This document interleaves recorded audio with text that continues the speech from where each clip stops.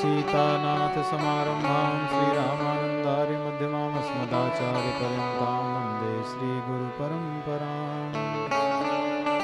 अनंतानंद कबीर सुखा सुरसुरा पद्मावती नरहरि पीपा भावानंद रैदास घना सेन सुरसर की गरहरि और शिष्य प्रशिष्य एक ते एक उजागर विश्व मंगल आधार सर्वानंद दसुधागर बहुत काल बपुधारि कै प्रणत जनन को पार दियो श्री रामानंद रघुनाथ जो द्वितीय से तु जग तरन किया। श्री राम जय राम जय जय राम।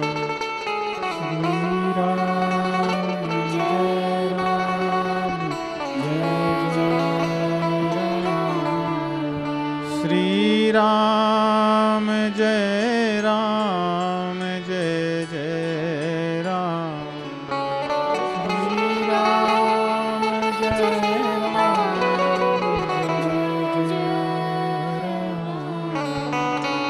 श्री राम जय राम जय राम जय जय राम।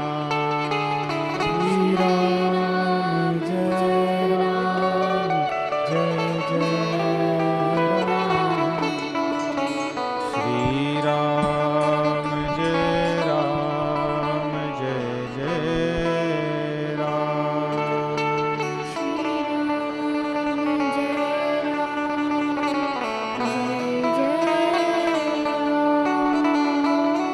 श्री राम जय राम जय जय राम। श्री राम जय राम जय जय राम। श्री राम जय राम जय जय राम। श्री राम जय राम जय जय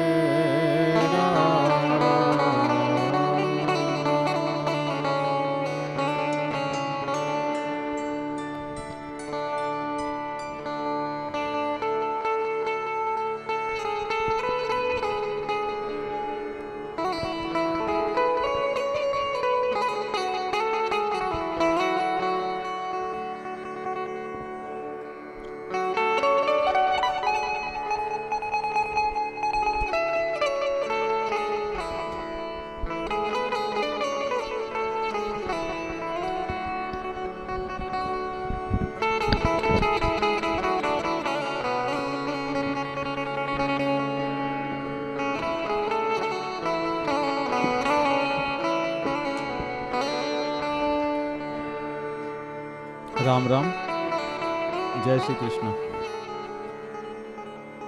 तो आज द्वितीय दिवस में हम लोग लंका कांड के 20 दोहे तक और कल विराम होगा। बहुत सारे बच्चों ने आज पाठ किया। कितने 4-5 बच्चे कौन किए थे? कौन कौन थे? 1 2 3 4 और भी थे कुछ लोग 5 6 ही लोग थे ना। अच्छा इन्होंने ऐसा लंका कांड किया ठीक।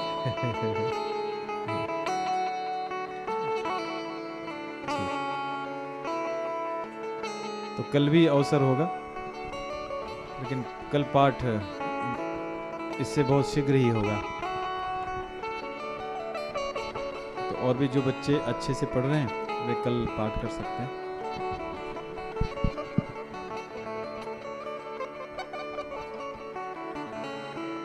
तो सुंदरकांड बच्चे बहुत अच्छे से पढ़ रहे हैं। हमें लग रहा है सभी कांड उन्हें पढ़ना चाहिए और वैसे ही बढ़िया से पढ़ना चाहिए।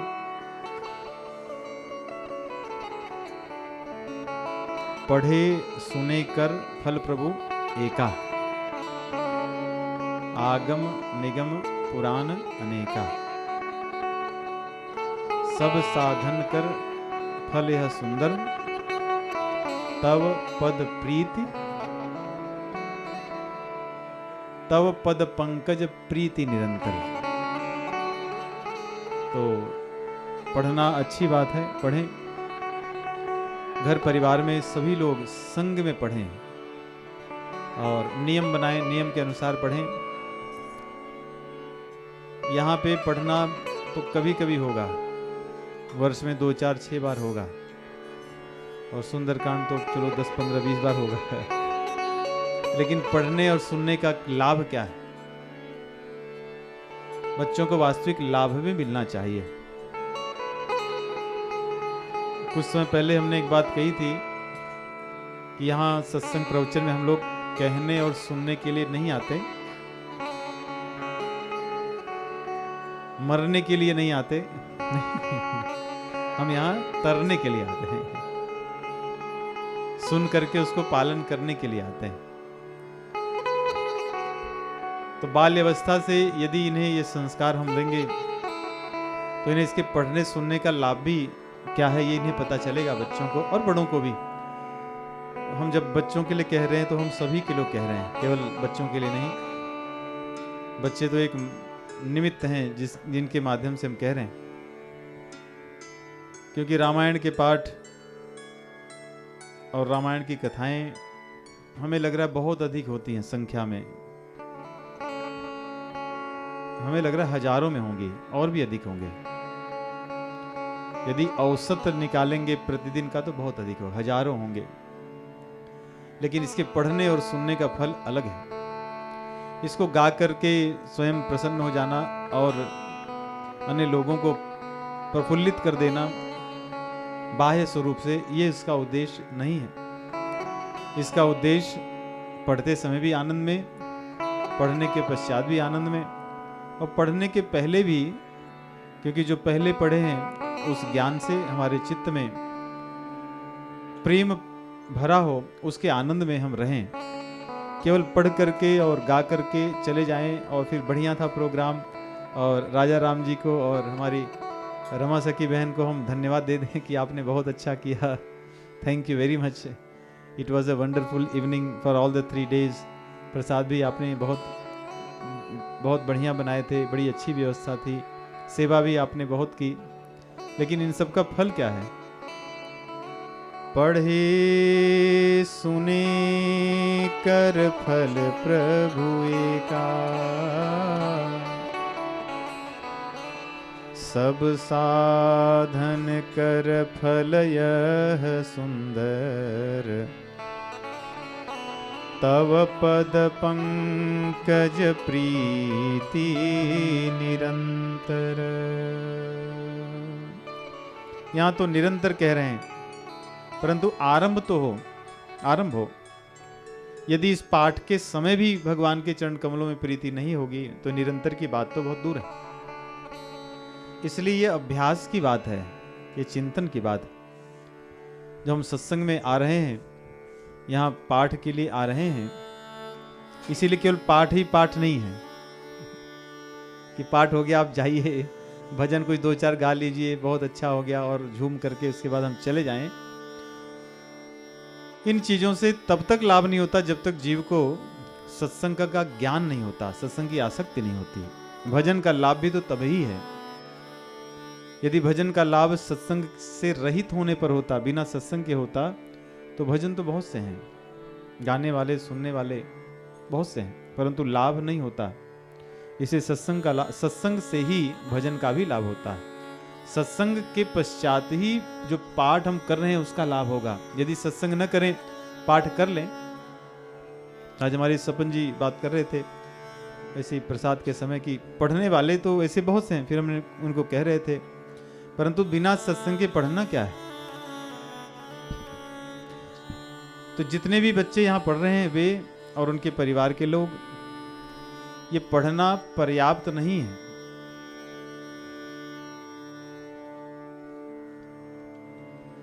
और अभी तो सब बच्चे जितने पढ़े बहुत अच्छे पढ़े। पहले राघव आरंभ किया था ना सर, तो उसके लिए तो आप सभी लोग ताली बजाइए। ये अपनी अवस्था का कितने 7 वर्ष का 7 वर्ष का। उसने बहुत अच्छा पढ़ा, बहुत स्पष्ट पढ़ा और बहुत अच्छा पढ़ा उस अवस्था में। उसके अतिरिक्त जितने भी बच्चे आए वे सब पढ़े, कुछ बड़े भी और कुछ छोटे भी, ये भी शायद पढ़ रही थी। इन सभी बच्चों के लिए तालियां।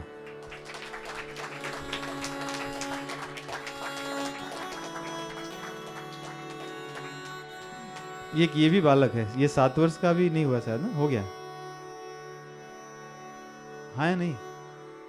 हो गए? तो जनवरी में होने वाले हैं कोई 18 को ना, तो इसके लिए तो और तालियां होनी चाहिए। तो 7 का भी नहीं हुआ है।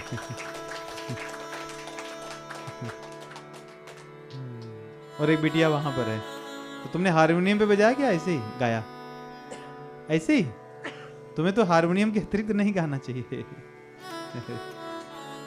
तुम जब भी पढ़ो तो हारमोनियम के साथ ही पढ़ो। तो उस बिटिया के लिए भी ताली बजाइए।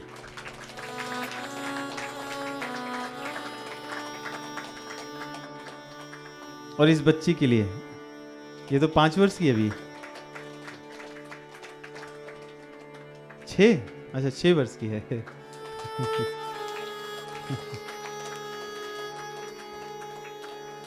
और यहाँ पे एक 10 ये 11 वर्ष का लड़का ये।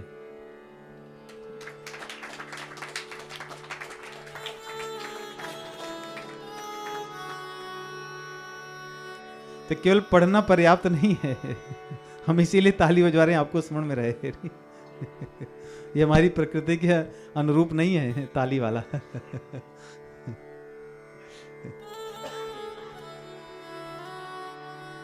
जिससे आपको स्मरण में रहे, आपके माता पिता को स्मरण रहे। और हमारी विमल भक्ति बिटिया बहुत सुंदर भजन कीर्तन और बहुत अच्छे से पढ़ रही है सारी चीजें, उसके लिए तो बहुत विशेष तालियां।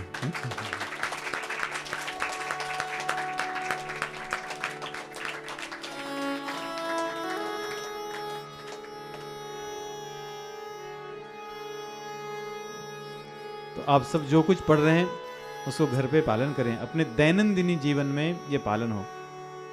वैसे भी आज अंग्रेजी कैलेंडर के अनुसार नववर्ष है, तो बहुत से लोग अपने नववर्ष में नई नई चीजें आरंभ करते हैं। अच्छी बात है आरंभ करना, ये भी आरंभ करें। तुम्हारा भी कुछ रिजोल्यूशन है बिटिया? नहीं है? हमें बता सकती हो कि नहीं? नहीं तो बताओ फिर। जोर से कहोगे तो हम सुन पाएंगे।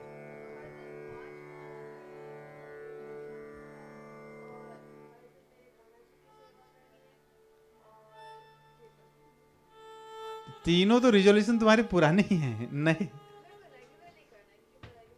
चलिए ठीक है, तो अब नियम से करोगी। तो आज हो गया कि नहीं? हो गया? होगा अभी। तो आज कर लो, अब तो समय बीता जा रहा है। पहले दिन ऐसा ना हो कि आधा रह जाए। और किसी का कोई रेजोल्यूशन? जी जी, अच्छी बात है, ठीक है। ये अच्छा आपने किया है। और किसी का कुछ है ऐसे? बहुत अच्छी चीजें हैं सबकी।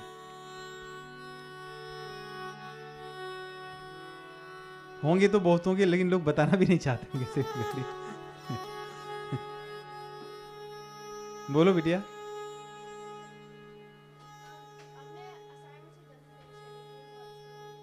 ये तो बहुत अच्छी है, बहुत अच्छी बात।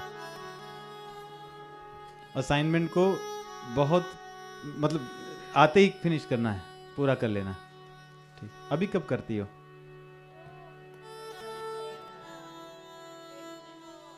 अच्छा ठीक। और किसी का?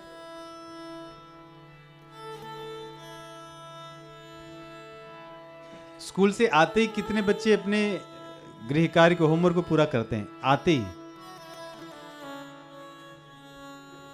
हाथ तो हमें नहीं पता चला, अगर खड़े हो गए तो हमें पता चलेगा। स्कूल से आते ही जो लोग अपने होमवर्क को पहले ही कर लेते हैं। अभी कोई नहीं खड़ा हो रहा है? कुछ खड़े होके चल रहे हैं, वो उनका भी नहीं है? अच्छा अच्छा, 2 ही बच्चे हैं।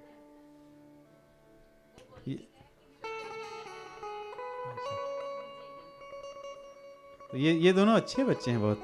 अभी तुम भी तो हो जाओगी इसमें, नहीं? तुम भी रेजोल्यूशन के बाद तुम्हारा भी यही होगा ना, तो तुम भी खड़ी हो जाओ कम से कम आपसे। ये 3 बच्चे हैं। ये बहुत अच्छी बात है।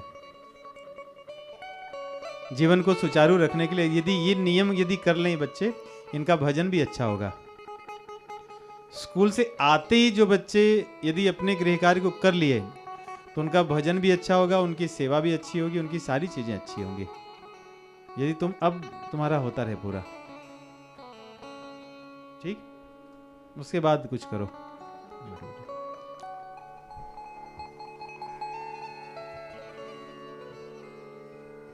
होनहार बिरवान के होत चिकने पात।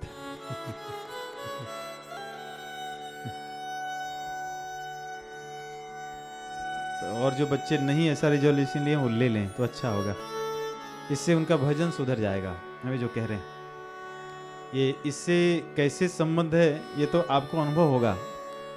यदि बच्चे आते ही जो भी उनका गृह कार्य मिला है यदि उसको कर लें, उसके बाद आप देखोगे आपके घर में सब चीजें बहुत अच्छी हो जाएंगी। बच्चों को लेकर उनको सभी अन्य कार्य करने के समय भी मिल जाएंगे, सब चीजें होंगी। उनका सोना जगना तथा अन्य क्रियाएं बहुत नियमित हो जाएंगी। और लक्ष्य करके रखें।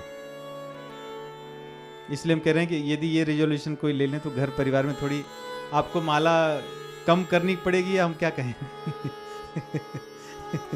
या ऐसे माता पिता को मालाएं कम करनी होंगी तो वो तो हम नहीं चाहते मतलब क्रोध वाली माला कम करनी होगी। रामचरितमानस में आज कई प्रसंगों को हमने पढ़ा। भगवान श्री रामचंद्र जी की अनुपम मनोहर जीवों के कल्याण के लिए परम पावन लीलाओं में सुग्रीव जी के साथ उनकी जो मित्रता है और शरणागत वत्सलता है, उसके प्रसंग को हम लोग श्रवण करेंगे। सुग्रीव जी से भगवान श्री रामचंद्र जी की भेंट होती है प्रवर्षण पर्वत के पास किष्किंधा में। हनुमान जी प्रवर्षण पर्वत पर, और हनुमान जी उनकी मित्रता कराते हैं। मित्र बन जाने पर भगवान उन्हें पूरा आश्वासन देते हैं कि तुम्हें अब चिंता नहीं करनी चाहिए। जीव को चिंता तब तक ही करनी चाहिए या तब तक ही उसके जीवन में शोक होता है जब तक वो भगवान से विमुख होता है। भगवान के सम्मुख जीव यदि सोच करें तो उसमें हमें ऐसा लगता है कि भगवान के सम्मुख वो नहीं हुए हैं, क्योंकि भगवान के सम्मुख कोई होगा फिर उसको शोक क्या होगा। हमारे साथ श्री रघुनाथ तो किस बात की चिंता। यदि हमने भगवान के चरणों में अपने मस्तक को रख दिया है फिर हमें चिंता नहीं होनी चाहिए। सुग्रीव जी की स्थिति ऐसी है, सामान्यतः उनके यदि उनकी लीला भगवान की लीलाओं में जहां पे सुग्रीव जी का प्रसंग है, ऐसा लगता है कि उनको भगवान पर उतना विश्वास नहीं जितना भगवान चाहते थे आरंभ में। इसलिए पहले भगवान से भेंट होती है तो उन्हें ऐसा लगता है कि ये स्वयं ही यदि अपने दुख के लिए रो रहे हैं और यहाँ वहाँ भटक रहे हैं तो मेरी सहायता क्या करेंगे। इसलिए पूरी कथा उन्होंने बाली की तो बताई कि कैसे कैसे शत्रुता हुई और कैसे कैसे बाली ने उनको राज्य से निकाल दिया, परंतु उनको लगता भगवान ने उन्हें आश्वासन भी दिया कि चिंता मत करो, सुन सुग्रीव मारिहूं बाली एक ही बाण,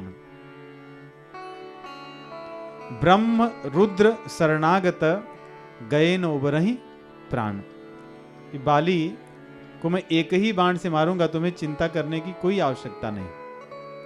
लेकिन उन्हें लगता था कि ये कैसे हो सकता है, तो इसलिए उन्होंने भगवान को बाली के सभी बल का वर्णन किया कि रावण आदि तो बाली ऐसे अपने बाएं हाथ का खेल था, नहीं, त्रिभुवन में जहां हाहाकार सबका सर्वत्र मचा हुआ था रावण के कारण, वो रावण बाली के बाएं हाथ का खेल था। और दूसरा हई वंशीय क्षत्रिय अर्जुन, सहस्त्रार्जुन जिनको कहते हैं, वो भी तो खेल खेल में ही रावण को ऐसी नचाते थे। ये सब बातें तो उन्होंने बताई कि बाली ऐसा शक्तिशाली है, परंतु भगवान को ये भी कहा कि यहां पे एक 7 ताल के वृक्ष हैं, इनको यदि आप गिरा दोगे तो ऐसा लगेगा कि शक्ति आपके पास है। भगवान की परीक्षा लेना चाहे, कोई बजा रहा है करताल, उनको बंद करनी है। तो भगवान ने तो 7 ताल के वृक्ष एक बाण से ही गिरा दिए, ढहा दिए। लेकिन सुग्रीव के मन में तब भी थोड़ा संदेह था। उन्होंने कहा कि जो मैं दानव ही था ना, मैं ही था, मायावी, मैं सुत मायावी, मैं का जो पुत्र था मायावी, तो मायावी को बाली ने मार तो दिया था, लेकिन मारने के बाद में उसने ऐसे ही उसको फेंक दिया था जैसे कोई तिलचट्टे को फेंक दे।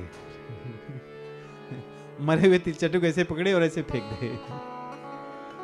तो बाली ने वो भी किया। और ये मैसूत जो मायावी था, कोई सामान्य छोटा मोटा 2-4-10 किलो का नहीं था, ये पर्वताकार भयंकर असुर था। और उसको उसने फेंक दिया था। इसको तो भगवान ने पहले ही अपने चरण कमलों की बाम चरण कमल के जो अंगुष्ठे के नोक से ही उन्होंने इसको फेंक दिया था। लेकिन सुग्रीव को लगा था ये तो ठीक है आपने कर दिया, लेकिन बाली ने जब फेंका था तब ये पूरा मांस से भरा हुआ था, अब तो इसका कंकाल है। इसमें भी संदेह हो गया कि आपने किया तो ठीक है, परंतु बाली की बात अलग थी। ऐसे भगवान को प्रकट नहीं कह रहे हैं। ऐसे ही कुछ भक्तों का स्वभाव होता है, उनको जीवन में कुछ चीजें फंसी रहती हैं, वो चीजें आगे हो जाती हैं, तो उनको लगता है ये तो ठीक ही है, तो इनके कारण हुआ, ये तो उनके कारण हुआ, ये तो ऐसा हो गया वैसा हुआ, इसलिए हुआ। वो भगवान का दर्शन उसमें नहीं करते, भगवान की शक्ति का, भगवान की कृपा का, उनकी करुणा का दर्शन उसमें नहीं होता। और इसी कारण से बाली ने सुग्रीव को बहुत क्या घुसियाया, कहते नहीं, लात घुस से मारे। भगवान तब तक जीव को मार खाने के लिए कहते हैं कि तुम मार खा लो थोड़े। यदि पूर्ण रूप से विश्वास बाली सुग्रीव को भगवान के प्रति होता तो बाली के मुक्के से इतना मार नहीं खाते। इसलिए भगवान ने पहली बार बोला था कोई बात नहीं, जाओ आप और युद्ध करो। दूसरी बार भगवान ने उनको अपनी माला पहना करके दी कि अब मैंने तुमको पूर्ण रूप से स्वीकार कर लिया है। लौकिक संबंधों में भी माला पहनाने कोई एक दूसरे के स्वीकार करने की बात होती, विवाह आदि में। वैसे जीव भगवान की शरण में जाता है तो भगवान उसको स्वीकार कर लेते हैं। तो भगवान ने उसको माला पहना दी कि अब तुम मेरे हो गए हो। अब इस पट्टे को पहने हुए तुम्हें यदि कोई मारेगा तो अब मैं उसको छोड़ूंगा नहीं। नहीं, जैसे कुत्ते को पट्टे पहना दिए जाते हैं तब वो एक प्रोटेक्टेड हो जाता है, नहीं, उसको उसके सेफ गार्ड हो जाता है कि अब मुझे कोई नहीं मार सकता, ऐसे ही चलता फिरता। तो भगवान ने माला इसीलिए पहनाई, अब तुम पर्याप्त मार खा चुके हो। वैसे ही भजन के समय में भी आरंभ में यदि हमारी श्रद्धा न हो तो हमारी बहुत पिटाई कुटाई होती है संसार में। जो चाहते हैं होती चीजें उसकी विपरीत ही हैं। करना चाहते हैं अच्छा, लेकिन होता है यदि यही चीजें लोगों को बताओ तो लोग कहते हैं कि आप हाथ देखते हैं क्या? जबकि इसमें कोई बहुत बड़ी बात नहीं।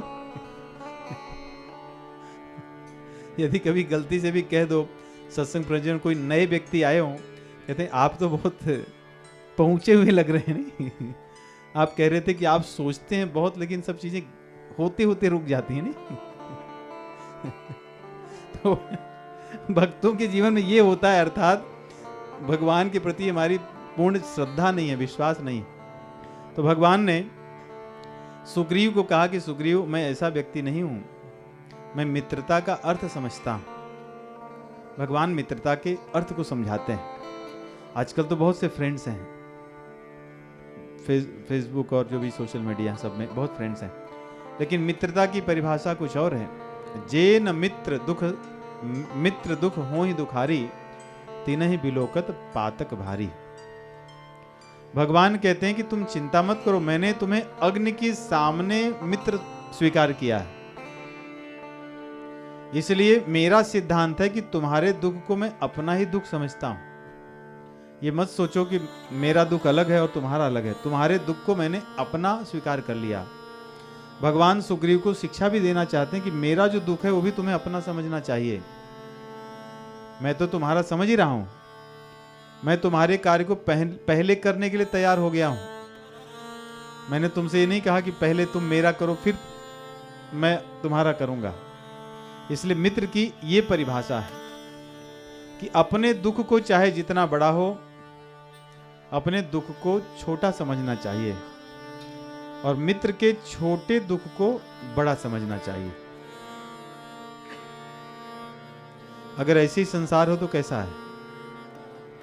तो वास्तविक मित्रता होगी। इस सिद्धांत से हमें पहचानना चाहिए कि हमारे कितने मित्र हैं। कई बार जैसे सत्संग होता है तो लोगों कहते हैं कि मेरे फ्रेंड के बच्चे का बर्थडे था तो हम लोग इसलिए सत्संग में नहीं आए। लेकिन आपके यहां सत्संग में वो मित्र कभी नहीं आए। नहीं, वो जो बर्थडे वाले फ्रेंड होते हैं वो कभी सत्संग में दिखे नहीं कि कभी आप उन्हें सत्संग में ले आए होते कि आज ये हमारे सत्संग में आए, यही मित्र हैं जिनके बर्थडे में हम गए थे। तो हम अकारण ही छल अपने आप के संग ही कर रहे हैं कि हम संसार में किसी को भी मित्र मान रहे हैं। ऐसे कौन से मित्र हैं हमारे जो हमें सन्मार्ग से कुमार्ग की ओर हमारे समय को ले जा रहे हैं? जीवन में सत्संग का समय बहुत दुर्लभ है, लेकिन उस सत्संग के समय को छोड़कर हम विषय और भोग के उसमें चले गए और हम उनको भी मित्र कह रहे हैं, ये हमारे मित्र हैं। यदि आध्यात्मिक दृष्टि से देखें तो वो मित्र हैं या नहीं है? कुसंग है या सुसंग है?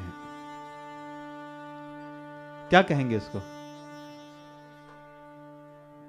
बहुत कुछ लोग ये और दो जन और क्या कहेंगे, कुसंग या सुसंग?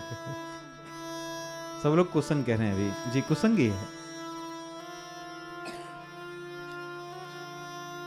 तो मित्र की परिभाषा तो यहां से समझना चाहिए, क्योंकि जो सत्संग होता है ये भगवान के मिलने का एक मार्ग है।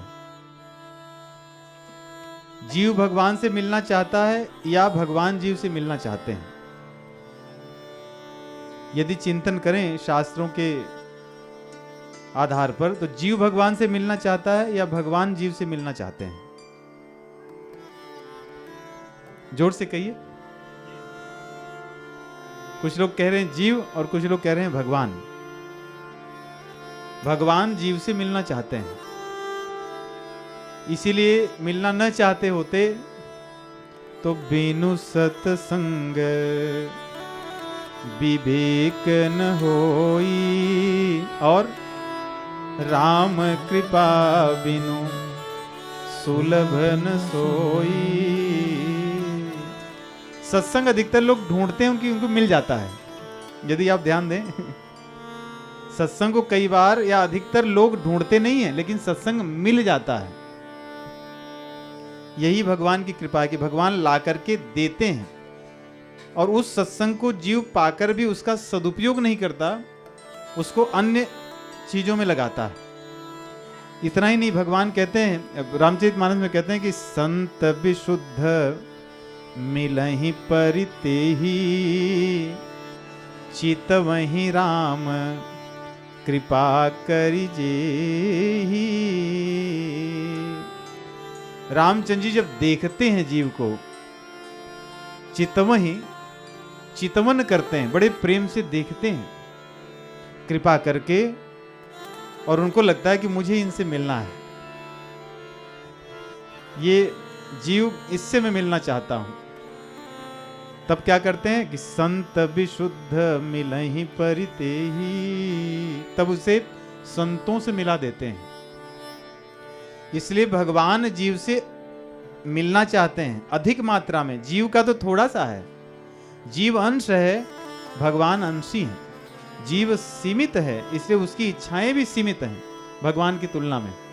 उसकी जो लालसा भी सीमित है भगवान की तुलना में। भगवान तो अनंत हैं, इसलिए उनकी लालसा अनंत है जीव से मिलने की। इसलिए उन्होंने हमें सत्संग दिया, इसलिए उन्होंने हमें कृपा करके संतों से मिलाया। इसलिए उनको, उनके द्वारा प्रदत्त जो सत्संग, इसको छोड़कर यदि हम कहीं अन्य विषयों में जाते हैं तो मित्रता नहीं है वास्तव में। वो हमें संसार में भ्रमण, पुनः 84 लाख योनियों में चक्कर कटाने वाला वो मार्ग है, और यहाँ सत्संग का मार्ग है। इसलिए हम उन्हें मित्र नहीं कह सकते यहाँ की परिभाषा से, और आज के लौकी की परिभाषा से तो ठीक ही है। आई हैव 73,000 फॉलोअर्स या फ्रेंड्स, इतने लोग हमारे मित्र हैं, लेकिन हमारे काम के कोई नहीं। यहाँ भगवान कहते भी हैं, ये जो बात कह रहे थे आपको, रामचंद्र जी कहते हैं कि मित्र के क्या लक्षण है। कुपथ निवारी सुपंथ चलावा, कुपथ निवारी सुपंथ चलावा, गुण प्रगटई अव गुणनी दुरावा, गुण प्रगटई अव गुणनी दुरावा। कुपथ निवारे सुपंथ चलावा, गुण प्रगटई अवगुणनी दुरावा। मित्र के संग मिलकर के हमारे हृदय में, हमारे जीवन में, हमारे व्यवहार में सद्गुणों का विकास होगा। यहां पे बैठे हुए जितने लोग हैं, इनसे मिलने पर क्या होता है? सद्गुण बढ़ते हैं या दुर्गुण? सद्गुण ही बढ़ते हैं, और दुर्गुण हमारे छिप जाते हैं, नष्ट होते हैं। तो रामचंद्र जी की परिभाषा से मित्र तो यही है सब।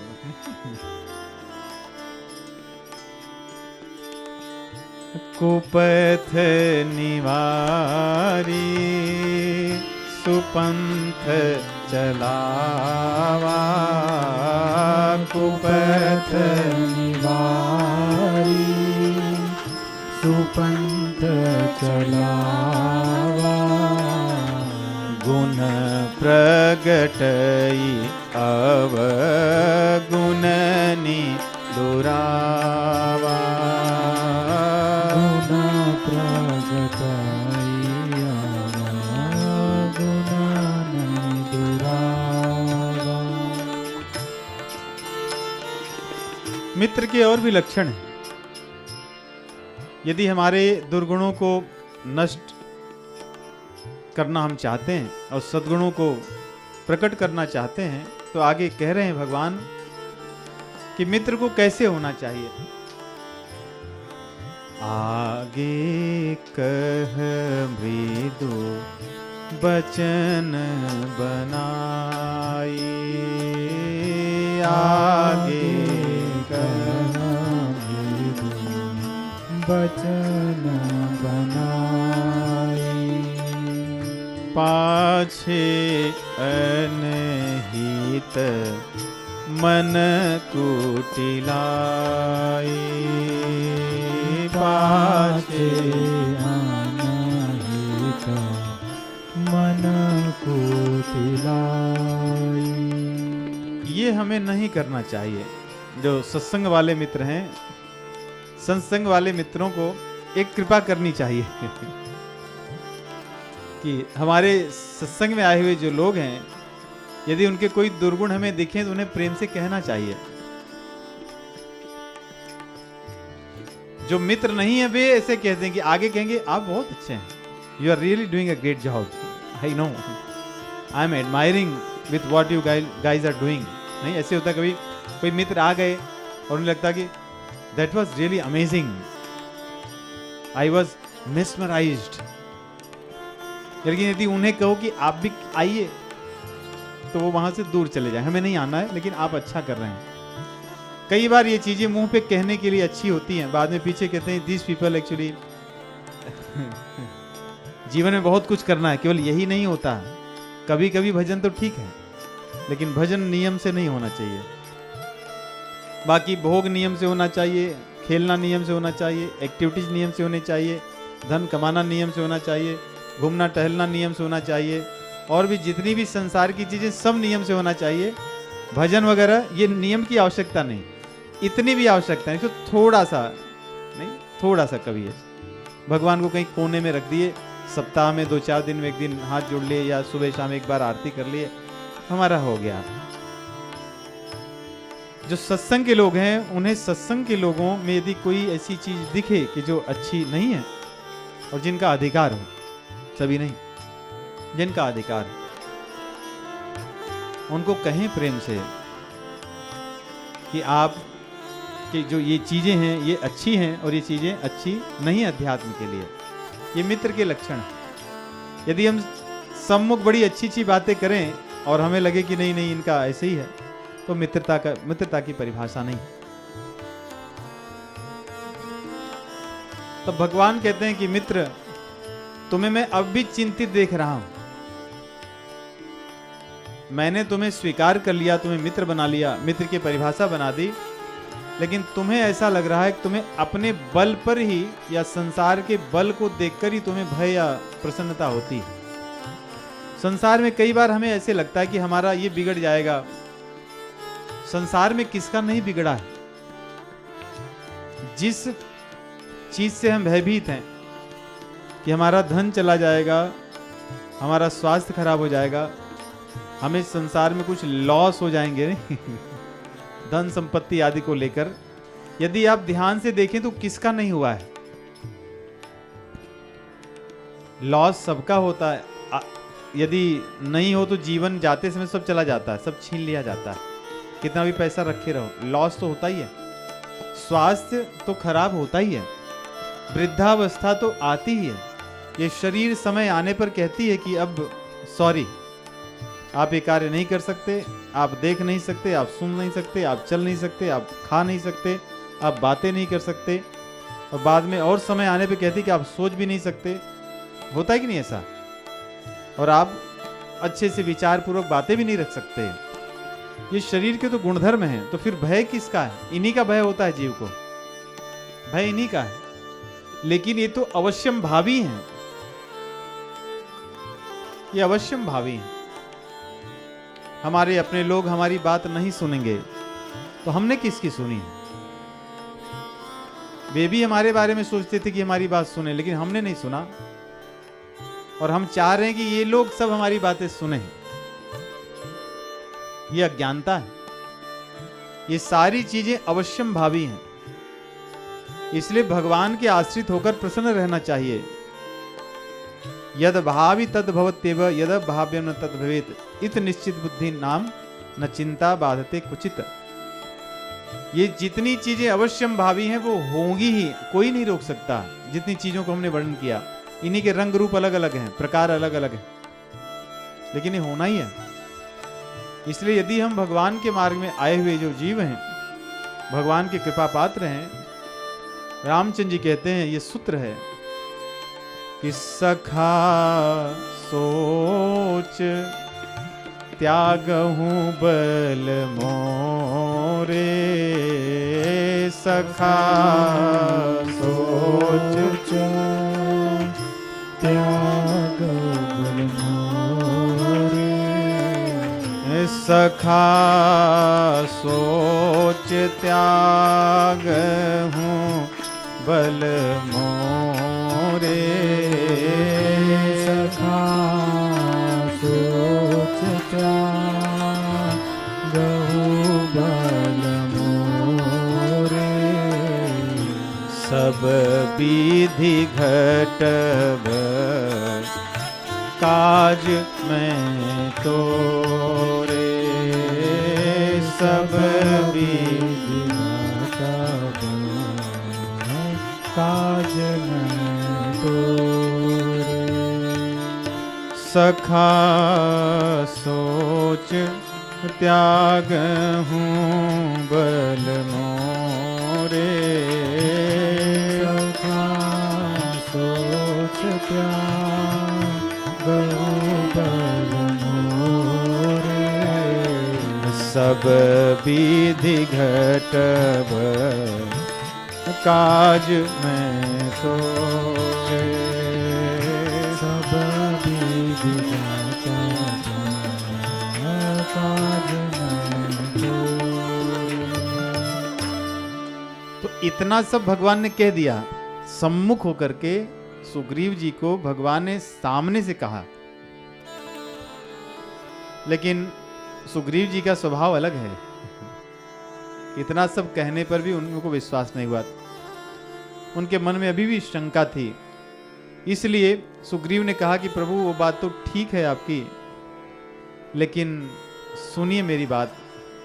आप रघुवीर हैं, मैं जानता हूं। कह सुग्रीव सुनो रघुवीरा, बाली महाबल अति रणधीरा। आपकी बातें तो ठीक है।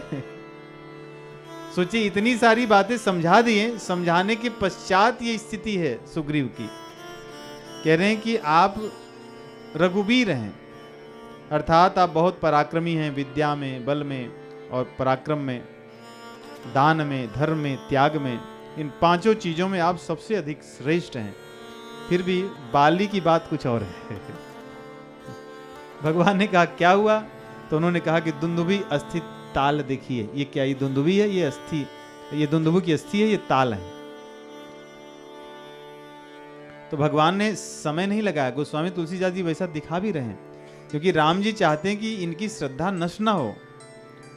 इसलिए एक ही चौपाई में गोस्वामी तुलसीदास जी ने सारी बातें कह दी कि दुंदुभी अस्थि ताल दिखराए, बिनु प्रयास रघुनाथ ढाए। हो गई सारी चीजें एक ही चौपाई में, सब संपूर्ण हो गया है। कि भगवान ने कहा कि अब ठीक है, क्योंकि हाँ अब थोड़ा ठीक लग रहा है। तो युद्ध हुआ, आप सब जानते हैं। बाली को उनकी पत्नी ने, तारा ने समझाया जब भगवान ने भेजा। यहां गोस्वामी तुलसीदास जी यहीं पे लिखते हैं बाली के प्रसंग में ही कि नर मरकट इव सबही नचावत, राम खगेश वेद अस गावत। क्यों कह रहे हैं? बाली को अभी विश्वास, सुग्रीव को विश्वास नहीं था। उनकी इच्छा थी अभी क्षण भर में कि बाली को मारा जाए और राज्य जो मुझे मिला था वो मुझे पुनः प्राप्त हो जाए। और भगवान पे श्रद्धा नहीं है उनकी। भगवान ने उनको अब वो मार्ग प्रशस्त कर दिया कि बाली को मैं मार सकता हूं। ऐसा थोड़ा उनमें विश्वास हो गया कि हाँ मार सकते हैं। लेकिन जैसे विश्वास हो गया, तुरंत उनका मन कहीं और चले गया। अभी तक तो मन में भगवान में विश्वास नहीं था। जैसे ही विश्वास हुआ, अब मन कहीं और गया। ठीक वैसे ही जैसे अर्जुन जी का हुआ था मन युद्ध भूमि में कि अब युद्ध करने की क्या आवश्यकता है। सुग्रीव जी ने भी कहा कि प्रभु ये सब युद्ध होगा और बाली का राज्य मिलेगा मुझे, ये सब राज्य की मुझे क्या आवश्यकता है। आपने जो इतनी शक्तिशाली हैं, आपके संग में आ गया हूं तो मेरा सब कुछ मंगलमय हो गया। इसलिए भजन वगैरह करने की अब इच्छा मेरी नहीं है। अब मैं चाहता हूं कि भजन करूं, क्योंकि भगवान ने एक बार उनकी श्रद्धा को स्थापित कर दिया। उनका भय दूर हो गया। जीव यही चाहता है कि भय दूर हो जाए। उनके मन में भय था कि बाली मुझे मारेगा, इसलिए वो प्रवर्षण पर्वत पर रहते थे। क्योंकि वहां बाली का आगमन नहीं हो सकता था गौतम मुनि के शाप के कारण।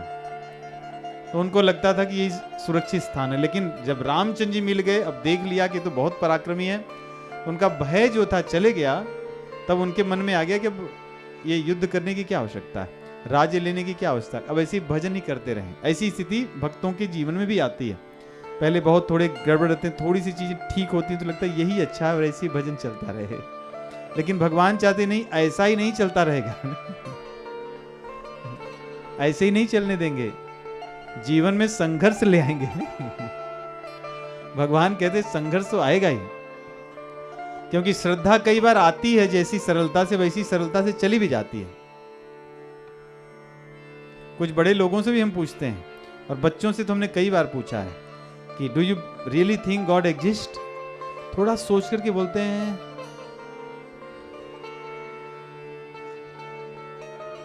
ऐसे कुछ बच्चों ने हमसे कहा, इस सत्संग में बैठे हुए बच्चे, उनको पता है,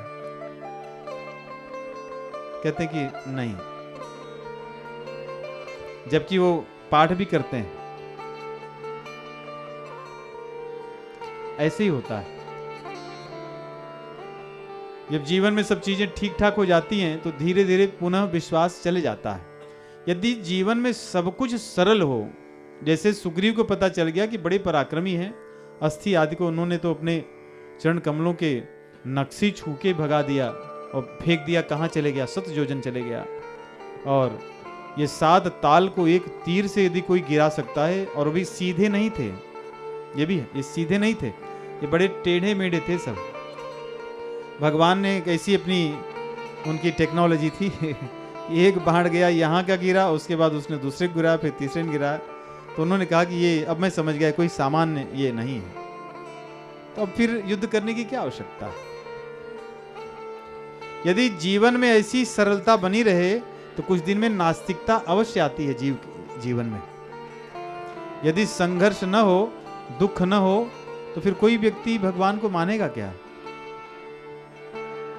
आप कल्पना कीजिए, कई बार जीवन में कष्ट आने पर लोग भगवान की ओर जाते हैं, सब बढ़िया चलते, शरीर वैसे ही रहे, हिष्ट पुष्ट और एकदम जो चाहे सो कर दे, नहीं, जो चाहे वैसे करें, और संसार में जैसी हमारी इच्छा हो चीजें होती रहें। क्यों? क्योंकि रामचंद्र जी जैसे पराक्रमी और रघुवीर हमारे सिर पर हाथ रखें तो हमारे जीवन में कुछ नहीं होगा। तो हम में अभिमान आएगा, हम में कायरता आएगी, हम में आलस्य होगा। जैसे हम कल पूछ रहे थे मानवता का सबसे बड़ा शत्रु क्या है, तो लोगों ने आलस्य को, कई लोगों ने बताया था। अच्छी बात है, लेकिन हमने कुछ और कहा। सभी ने कहा नहीं ये बात तो सही है, क्योंकि आलस आदि को दूर किया जा सकता है, लेकिन हमने जिसको बताया उसको दूर करना तो कठिन है।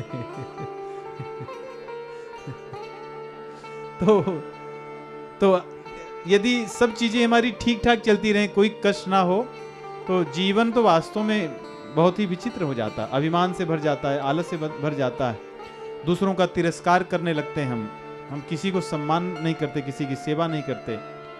इसलिए भगवान भक्तों के जीवन में भी कष्ट ले आते हैं, भक्तों के जीवन में भी संघर्ष ले आते हैं, भक्तों के जीवन में भी पराजय और विजय आती रहती है। केवल विजय ही सदैव सांसारिक दृष्टि से नहीं होती, वो चाहते हैं, क्योंकि आपकी जिसे श्रद्धा बनी रहे सदैव, अन्यथा हमारा भजन ऐसे ही हो जाता है, 2 कौड़ी वाला हो जाता है भजन। इसलिए जीवन में संघर्ष आ रहे हैं तो इसका नहीं कि हम भजन में लगे हैं शायद कुछ गड़बड़ हो रहा है, ऐसा नहीं। ये जीवन में भगवान ने हमें दिया, चुना है, क्योंकि वो हमसे मिलना चाहते हैं, वो चाहते हैं फिर से हम भटक न जाएं कहीं और। जीवन में सब चीजें सुखी सुखी हों, सुख वाली हों। जितने लोग यहाँ बैठे हैं सत्संग के लिए, सब सदैव सत्संग नहीं करेंगे, और जीवन में यदि और अधिक कष्ट हो तो बहुत से लोग जो यहाँ नहीं है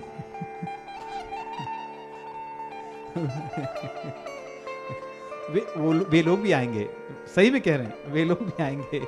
नहीं चलो ठीक ही है, अच्छा है, बढ़िया। इसलिए रामचंद्र जी ने सुग्रीव जी को कहा कि नहीं आप जाओ। सुग्रीव जी कहते हैं प्रभु अब प्रभु कृपा अब प्रभु कृपा करहूँ यही भांति, सब तजी भजन करऊं दिन राती।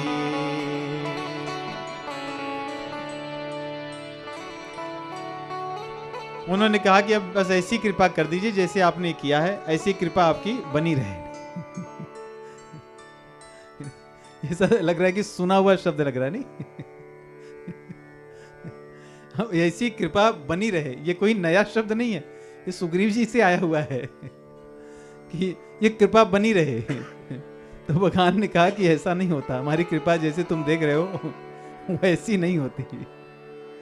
मेरी कृपा का स्वरूप अलग है।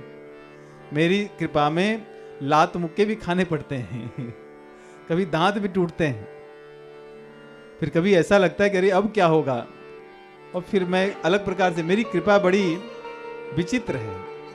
तो भगवान ने कहा कि जो तुम कह रहे हो ये बात तो सही है। कह रहे हैं बोले बिहंस राम धनुपानी। भगवान यहाँ धनुष बाण लिए युद्ध के लिए तैयार हैं, और ये कह रहे हैं कि सब तजी भजन करूं दिन राती। भगवान ने हंस करके कहा कि इसीलिए मैंने तुमको मित्र नहीं बनाया।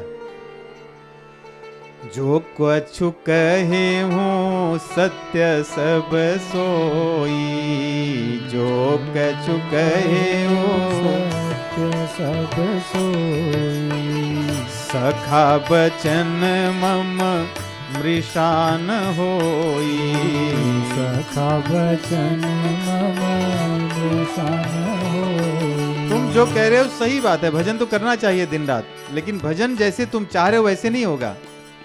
वो युद्ध करना भी भजन है, मैं भजन वैसे कराऊंगा, क्योंकि मैंने कहा है कि सुन सुग्रीव मारी हैं बाली ही एक ही बाण, ब्रह्म रुद्र शरणागत गए न रही हैं प्राण। जब मैंने कहा है तो वो तो मैं करवाऊंगा। तो हम लोग भी कई बार भगवान से कुछ मांग लेते हैं और उसके कुछ समय बाद भूल जाते हैं कि हमने क्या मांगा था। फिर नई चीजें मांगते हैं। भगवान ने कहा कि वो सब चीजें हमने पहले दी हैं, उसको भोगाऊंगा। आपने ही मांगा है, आप मांगे तो भोगिए। भजन वैसे ही कराऊंगा मैं। तो भगवान वैसे ही भजन करा, क्योंकि सुग्रीव ने मांगा है, सारे अपने दुखड़े को रोए हैं। भगवान ने कहा कि मैं तुम्हें इसमें से निकालूंगा, अब कह रहे हैं नहीं चाहिए। लेकिन भगवान कहे ऐसा नहीं होगा, जो कुछ तुम कह रहे हो सत्य है, लेकिन मैं तो परम सत्य हूं। मैं अपनी बात को झूठा नहीं कर सकता। पिताजी की बात झूठी ना हो इसलिए मैं वन वन भटक रहा हूं, और तुम मेरी बात को झूठ शुद्ध करने के लिए कह रहे हो कि सब तज भजन करूं दिन रात ही। ये नहीं करने दूंगा। तब यहां पे काकभूषुंडी जी कह रहे हैं, नट मरकट इव सबहि नचावत, नट मरकट इव सबहि नचावत, नट मरकट इव सबहि नचावत, नट मरकट इव सबहि नचावत, राम खगेश वेद यस गावत, राम खगेश वेद यस गावत, राम खगेश वेद यस गावत, राम खगेश वेद यस गावत, नट मरकट इव सबहि नचावत, मरकट इव सबहि नचावत, नट मरकट इव। यहां सुग्रीव जी के लिए कह रहे हैं नट मरकट इव सबहि नचावत। ऐसे ही भगवान नचाते हैं जो भगवान पे पूर्ण रूप से श्रद्धा जिनकी नहीं होती। कि एक बार तो इस प्रकार अश्रद्धा थी, हमने भय था, चिंता थी, वो जब दूर हुई, भगवान ने कुछ करके दिखाया, तब कुछ अलग चल रहे हैं। नहीं, कहते हैं कि अनप्रेडिक्टेबल बिहेवियर। रामचंद्र जी के लिए यही है कि सुग्रीव जी का व्यवहार अनप्रेडिक्टेबल है, कि वो कब क्या करना चाहेंगे, कब क्या करना चाहेंगे। अभी अभी कुछ समय पहले उनको चिंता है कि हमारे राज्य मिल जाए, बाली को मारा जाए, और भगवान ने इतना श्रम किया है अपनी लीला में कि दुंदुभी की अस्थियों को इतना दूर फेंका है, ताल के साथ वृक्षों को भगवान ने ढाया है। अब कह रहे हैं कि नहीं नहीं ठीक है, अगर हमारे कोई मित्र ऐसे हो तब कुछ हमसे काम करा लें किसी काम को करने के लिए, कहते हैं उसको करने की इच्छा नहीं है। नहीं, हमने इतने श्रम किए, सब कुछ किए उनके लिए, अब कह रहे हैं उसको करने की आवश्यकता नहीं। तब यहां कह रहे हैं रामचंद्र जी इनको नचा रहे हैं, ये भक्तों को शिक्षा देने के लिए कह रहे हैं कि इस प्रकार की भक्ति उतनी सुदृढ़ नहीं है, मुझे वो भक्ति प्रिय नहीं है। यदि मैंने किसी को अपना कह दिया है, एक बार कहें शक्रदेव प्रपन्नाय तवास्मी तीच याचते अभयम सर्वभूतेभ्यो ददाम में तत् व्रतम मम। मेरा व्रत है, मेरे व्रत पर भी तुम्हें विश्वास नहीं है, मेरे व्रत को अपना व्रत, अपने जैसा व्रत मान रहे हो। हम लोग जैसे होते हैं वैसे ही भगवान को ही मानते हैं। हमको कोई हमारी इच्छा के अनुरूप चीजें दे दे तो हमको लगता है इसका कुछ काम कर दो। ये भगवान से भी ऐसा बिजनेस करते हैं कि भगवान हमारी इच्छा अनुरूप ये सारी चीजें करा दीजिए, ये हम आपको दे देंगे।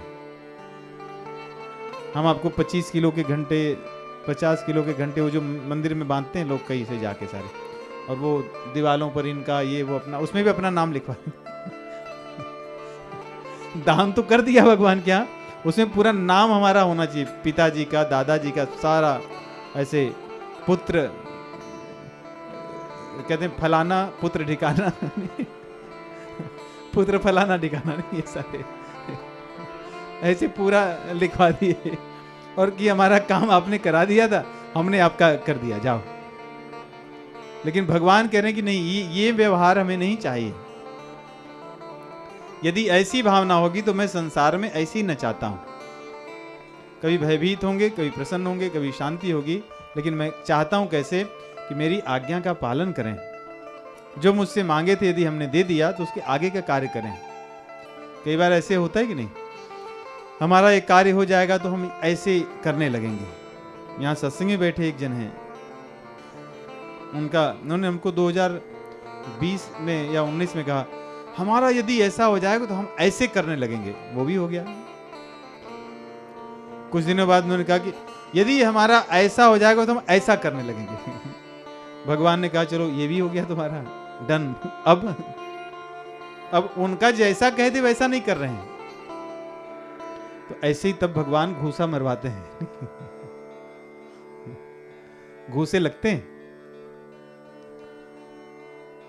और उस घूसे को सहना पड़ता है। हम जिनके लिए कह रहे हैं वो समझ रहे हैं। और उनको घूसा भगवान ही मारते हैं, या अपने किसी भक्त से या अपने किसी लीला से उनको घूसे लगवाते हैं। क्योंकि हमने जो भगवान को कहा है उसको स्वीकार तो कर लें। तो भगवान ने सुग्रीव को बाली से पिटवाया पहले ही कि तुमने जो ऐसी चीजें थी, एक बार जब पीटे जाओगे कि सब तज भजन करऊं दिन राती, तो सब में तो बाली भी है। अब लात खाकर आओ और उसके बाद अब कहो कि नहीं ठीक है, अभी भी ठीक है, अभी मैं भजन करना चाहता हूं। यदि तब भी ऐसी भावना बनी रहेगी तब देखते हैं।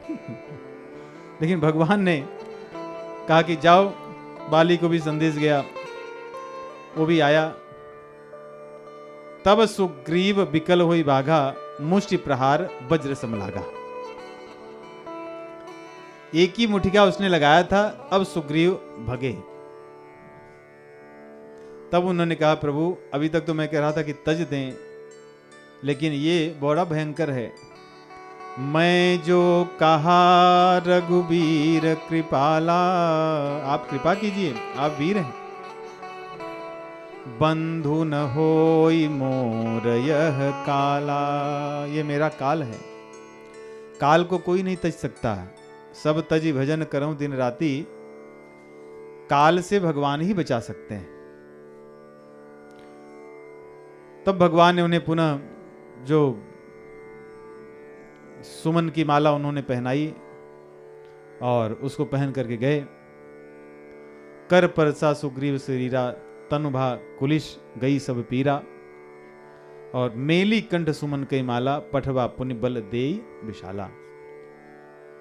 सुमन की माला अर्थात उनके मन को अब सुंदर बनाया भगवान ने। अब उनकी जो मति जो अस्पष्ट थी, जो विह्वल थी, व्याकुल थी, अब उसको भगवान ने अच्छी मति बनाई है। अब उनकी समझ सही सही हुई है कि अब भगवान जो कहेंगे वही मैं करूंगा। पीटे तो गए हैं,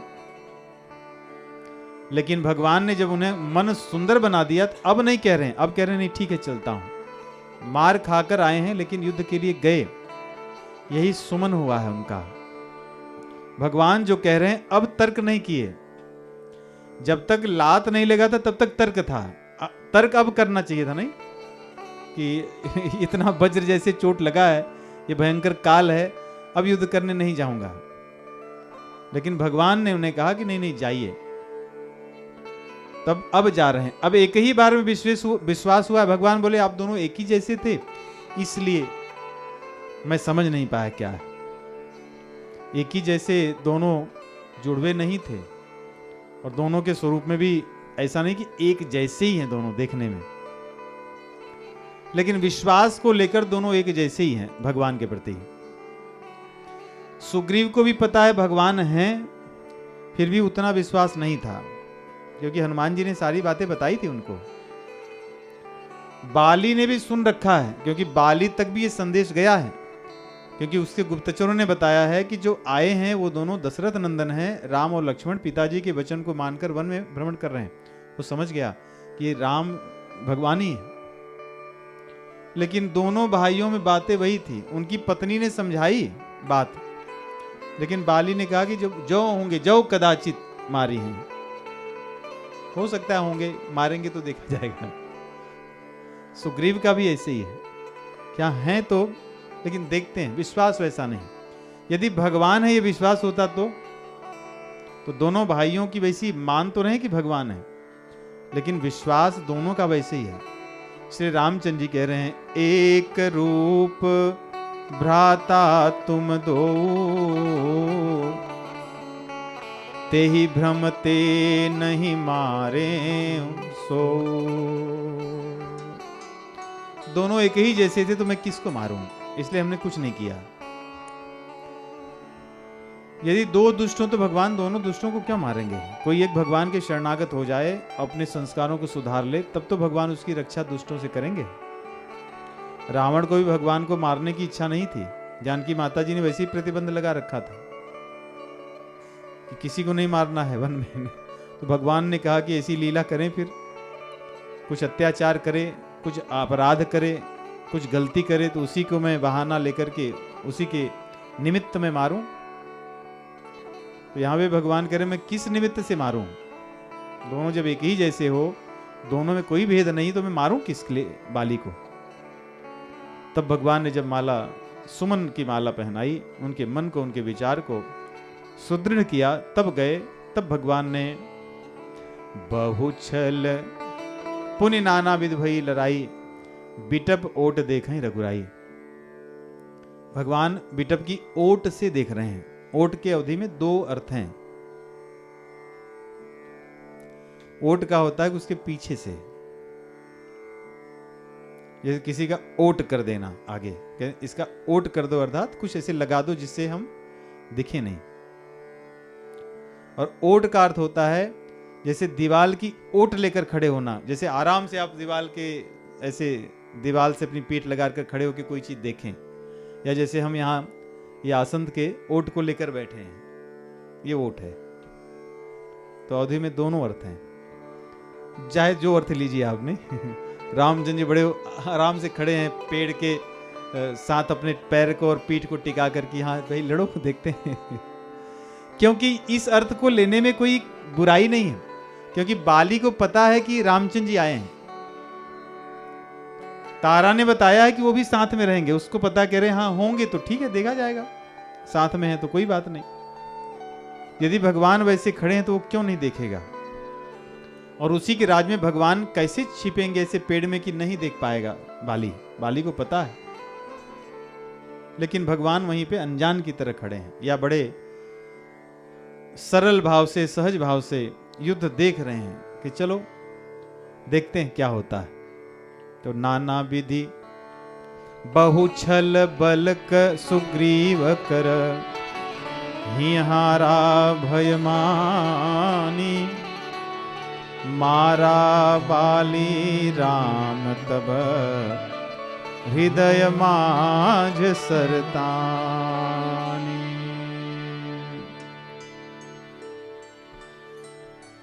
कह रहे हैं बहु छल बल सुग्रीव कर ही हारा भय माने। जितनी भी युक्तियां सुग्रीव के पास थी उन्होंने सब कुछ कर ली और अंत में वो कुछ कर नहीं पाए। अंदर जब हार माने, अंदर जब ही हारा भय माने। जब तक जीव को संसार का या आसुरी भावों का या बुराइयों का भय नहीं होता तब तक वो निश्चिंत रहता है। जो मन में आता है सो खाता है। कहता है who cares, I am paying for it, I am earning money, who are you to tell me. क्यों? क्योंकि भय नहीं अपने कर्मों का। किसी के बारे में कुछ भी सोचता है क्योंकि उसको अपने कर्मों का भय नहीं है। किसी के प्रति कैसा भी व्यवहार करता है, अपमान का, निंदा का, किसी को लज्जित करना, उनके मन को पीड़ा देना, उनके जीवन में कष्ट हो ऐसे आचरण करना, ऐसी वाणी बोलना, जीव ये तब तक करता है जब तक उसको इन बुराइयों का भय नहीं होता। यदि इनका भय हो, इसलिए भय अच्छा है या बुरा है? लोग कहते हैं कि भय से हम मुक्ति पाना चाहते हैं। भय से आप मुक्ति पाना चाहते हैं, अच्छी बात है, लेकिन कुछ भय आपके लिए अच्छे हैं। हमें धर्म का भय होना चाहिए। हमें अपने जो कर्म हमारे चल रहे हैं, जो हमारे विचार हैं मन में, हमारे जो संकल्प विकल्प हैं, इनसे भयभीत होना चाहिए। हमारी वाणी किन शब्दों को कहती है, इससे भी हमें भय होना चाहिए। यदि भय नहीं होगा तो ऐसे हो जाएंगे। तो जब युद्ध करता है जीव सब प्रकार से, जब उसको भय लगता है अपने कर्मों से, अपने विचारों से, अपनी वाणी से, और अंदर हार मानता है कि मैं इनसे नहीं जीत सकता, अपने इन दुष्विचारों से, दुर्विचारों से, अपने दुष्कर्मों से, आदि क्रियाओं से जीतने की क्षमता हम में नहीं है, और भगवान के शरणागत होता है, तो भगवान ही उसके हृदय में विराजमान बाली सदृश आदि राक्षसों का वध करते हैं। और उसके लिए भगवान को कलंक लेना पड़ता है। क्यों? क्योंकि भगवान ने कहा है कौन्तेय प्रतिजानीहि न मे भक्तः प्रणश्यति। भगवान कहते हैं कि भक्तों के लिए तो मैं कुछ भी करता हूं। यद्यपि सम नहीं राग न रोषु, गनैन पाप पुण्य गुण देवशु, तदपि करहि सम विषम बिहारा, भगत अभगत अभगत हृदय अनुसारा। कह रहे हैं भगवान तो सम है, किसी से राग और रोष उनको नहीं होता। तदपि करहि सम विषम बिहारा, भगत अभगत हृदय अनुसारा। भक्त कौन है और अभक्त कौन है, उसके अनुसार भगवान सम और विषम व्यवहार करते हैं। वैसे तो सम है, किसी से राग द्वेष नहीं है, किसी के गुण दोष को नहीं देखते। नहीं, कितनी अच्छी बात नहीं, सम है। कह रहे हैं ये यथा माम प्रपद्यन्ते तांस तथैव भजाम्य हम। जो जैसी भावना से मेरे साथ आता मैं उसके साथ वैसे भजता हूं। बाली की भावना में कपट थी कि नहीं, या निष्कपट था? क्या लगता है? तो भगवान अपने वचन को असत्य तो नहीं कर सकते। ये यथा माम प्रपद्यन्ते तांस तथैव भजाम्य हम। उसने कहा है जो कदाचित मोहि मारी हैं, कह बाली सुनो भीरु प्रिय, समदर्शी रघुनाथ। बाली पहचान रहा है भगवान को। वो ये नहीं कह रहा कि पक्षपात करने वाले, वो कह रहा है कि वो पक्षपात नहीं करते, वो समदर्शी हैं। जौ कदाचि मोहि मारिही तौ पुनि हो सनाथ। अस कही चला महाअभिमानी। वो अभिमानी है, कपटी है, कह रहा ठीक है, उनको मैं जानता हूं, समदर्शी हैं, I know God, I believe in God, उसकी हमें कोई चिंता नहीं। यदि मारेंगे तो ठीक है, मैं सनाथ हो जाऊंगा। तो भगवान ने उसकी इच्छा को तो पूरा किया, क्योंकि यही इच्छा करके आया है। जौ कदाचि मोहि मारी है तो पुनि हो सनाथ। इसलिए भगवान ने कोई अत्याचार या अनुचित कार्य नहीं किया बाली का वध करके। ये उनका नियम है कि भक्त अभक्त के अनुसार वो व्यवहार करते हैं। इसमें बाली भक्त है या अभक्त है? सभी कह रहे हैं अभक्त है। सुग्रीव भक्त है या अभक्त है? भक्त हैं। तो भगवान तो भेदभाव करते हैं, भगवत गीता में कहते हैं, रामचरितमानस में कहते हैं, रामायण में कहते हैं कि मेरा ये स्वभाव है। बिच्छू का स्वभाव क्या होता है? सहलाना या डंक मारना। मिर्ची का स्वभाव क्या होता है? गुड़ जैसा मीठा या तीखा लगना, है ना? तो अपने स्वभाव को तो नहीं छोड़ सकता। तो रामचंद्र जी अपने स्वभाव को कैसे छोड़ सकते हैं? उनका तो मेरा स्वभाव यह है कि मैं भक्तों के साथ अभक्तों के साथ भेद करता हूं। उसके लिए मुझे कोई जो कहे सो कहे, ये यथा माम प्रपद्यन्ते, मैंने अपना नियम बनाया है, ये यथा माम प्रपद्यन्ते तान तथैव भजामि हम। कोई आके उनके पास जाएगा कि आपने गलत किया, तो बोलेंगे मैंने कहा था पहले ही, पढ़ो। ये यथा माम प्रपद्यन्ते तान तथैव भजामि हम। बाली यही सोचकर आया है कि जौ कदाचि मोहि मारिही तब मैं होब सनाथ। कह रहा तब मैं होब सनाथ।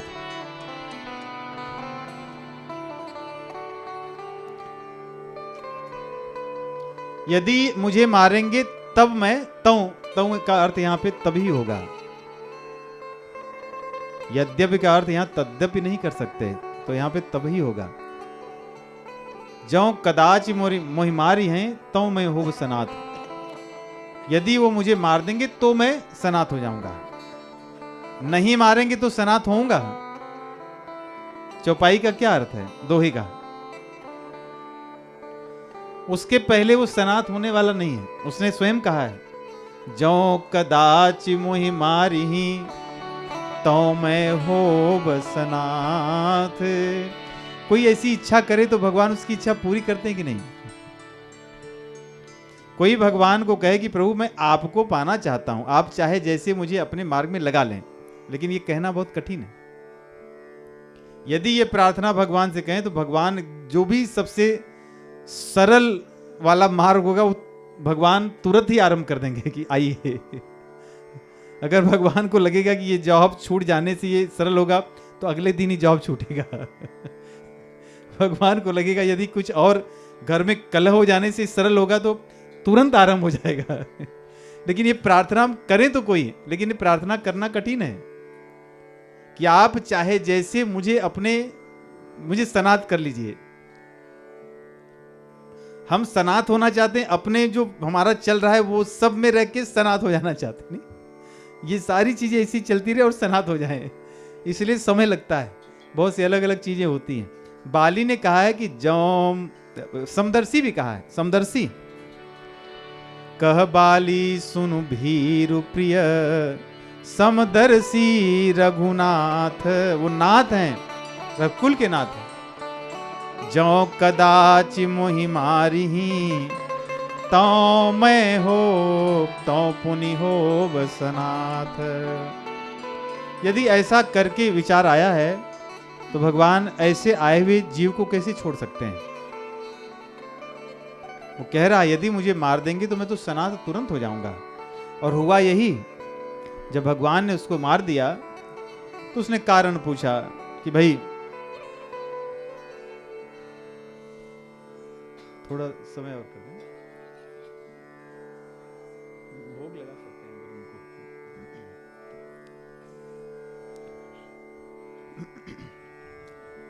रामचंद्र जी ने एक ही बाण मारा और जैसा उन्होंने कहा था कि मैं सुन सुग्रीव मैं मारी हूं बाली एक ही बाण, वहां पे भी अपने वचन को उन्होंने पूरा किया, नहीं एक ही बाण मैं मारूंगा और उससे कोई शरण नहीं उसको बचा सकता। ब्रह्म रुद्र शरणागत गए न रही हैं प्राण, उबर ही प्राण, कि जाने पर भी उसका प्राण नहीं बच सकता, चाहे वो शिव जी की शरण में जाए, ब्रह्मा जी की शरण में जाए, लेकिन बच नहीं पाएगा। तो भगवान ने अपने वचन को पूरा कर दिया। तो भगवान क्या करते, अपने वचन को छोड़ देते या बाली की इच्छा को छोड़ देते या शरणागत आए हुए जीव को छोड़ देते। यदि कोई कहे कि ऐसे ही मैं शरणागत होऊंगा तो भगवान क्या करते तो भगवान आए हुए जीव को छोड़ नहीं सकते, क्योंकि आरंभ में हमने सुना कि भगवान अधिक जीव से मिलना चाहते हैं या जीव भगवान से अधिक मिलना चाहता है, भगवान ही चाहते हैं। इसलिए भगवान ने बाली को कहा कि नहीं तुम चिंता न करो, तुम्हें मैं तुरंत सनाथ करूंगा। और भगवान ने बाली को एक ही बाण में सनाथ कर दिया। तब बाली ने कहा कि प्रभु आप तो धर्म मार्ग के धर्म सेतु के पालन हेतु यहां अवतरित हुए हैं, तो आपने मुझे व्याध की तरह क्यों ऐसे मारा। जैसे व्याध का क्या है कि वो असहाय को मार देता है। हिरण यदि देखे भी तो क्या व्याध से बच सकता है, व्याध मार देता है, क्योंकि उसके पास शक्ति है, हिरण उसे युद्ध नहीं करता। कह रहे हैं कि आप धर्म के लिए अवतरित हुए, परंतु मुझे आपने शत्रु माना और सुग्रीव को अपना मित्र माना, ये मैं कारण नहीं समझ में आया। क्या मुझ में कोई अवगुण है? उसने अपने ही अवगुण की बात कही है। उसने भगवान से ये नहीं कहा कि मुझ में गुण है और आपने मुझे मार दिया। उसने क्या स्वीकारा कि निश्चित रूप में मुझ में कोई अवगुण है जिस कारण आप मारे होंगे। क्यों? क्योंकि आप अधर्म नहीं कर सकते। ये बाली के वचन है। हम लोग चौपाइयों को पढ़ते हैं लेकिन उसको अपनी इच्छा अनुसार अलग सोचते हैं कि बाली कह रहा कि आप धर्म के लिए आए थे, फिर आपने अधर्म का मार्ग क्यों अपनाया। बाली ने ऐसा नहीं कहा। धर्म हेतु अवतरे हूं गोसाई, मारे हूं मोहि व्याध की नाई, मैं बैरी सुग्रीव प्यारा, अवगुण कवन नाथ मोहि मारा। ये सारी चीजें बाली सही तो कह रहा है कि आप धर्म के लिए अवतरित हुए हैं और आपने मुझे व्याध की तरह मार दिया है, क्योंकि मेरे भीतर पाशविकता थी। मैं पशुओं जैसा व्यवहार करता था। मेरा भाई वैसा नहीं है।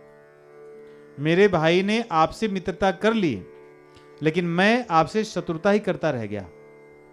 मैं बैरी कह रहा है और सुग्रीव प्यारा, मैं आपका बैरी ही बना रहा।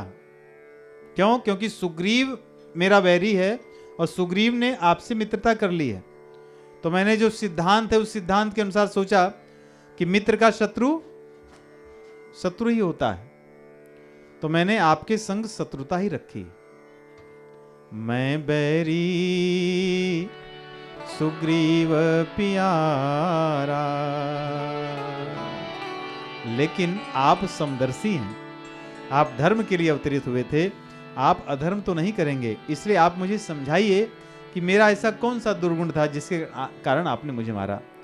तो जिसने अवगुण पूछा है तो भगवान ने अवगुण बताए, क्योंकि उसने अवगुण पूछा है इसलिए भगवान ने अवगुण बता दिया कि अनुज बधू भगिनी सुत नारी, अनुज बधू भगिनी सुत नारी, अनुज बधू भगिनी सुत नारी, अनुज बधू भगिनी सुत नारी, सुनो 60 कन्या सम ए चारी। सुनो 60 कन्या सम ए चारी। सुनो 60 कन्या सम ए चारी। सुनो 60 कन्या सम ए चारी। यदि अवगुण पूछ रहे हो तो यही अवगुण मुख्य है, यही इतना ही पर्याप्त है मारने के लिए मुझे, क्योंकि तुम कह रहे हो कि मैं धर्म के लिए अवतरित हुआ हूं, तो मैं धर्म का तो पालन कराऊंगा, धर्म सेतु का मैं बंधन तो करूंगा। तुम जो कर रहे हो अधर्म है, और मैं धर्म की रक्षा हेतु अवतरित हुआ हूं तुम्हारे ही वचनों से। इसलिए अनुज बधू, अनुज की पत्नी,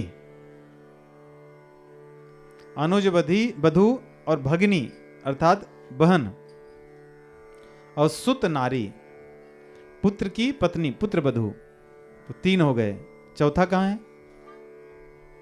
चौथा इसमें श्लेष भी कर सकते हैं, भगनी सुत नारी, बहन के पुत्र की पत्नी, भांजे की बधू, भांजे की पत्नी, 4 हो गए।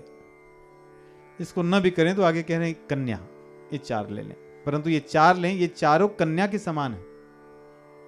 इन चारों के साथ वही व्यवहार करना चाहिए जो कन्या के साथ करते हैं। यह अर्थ हमें अधिक समीचीन लगता है।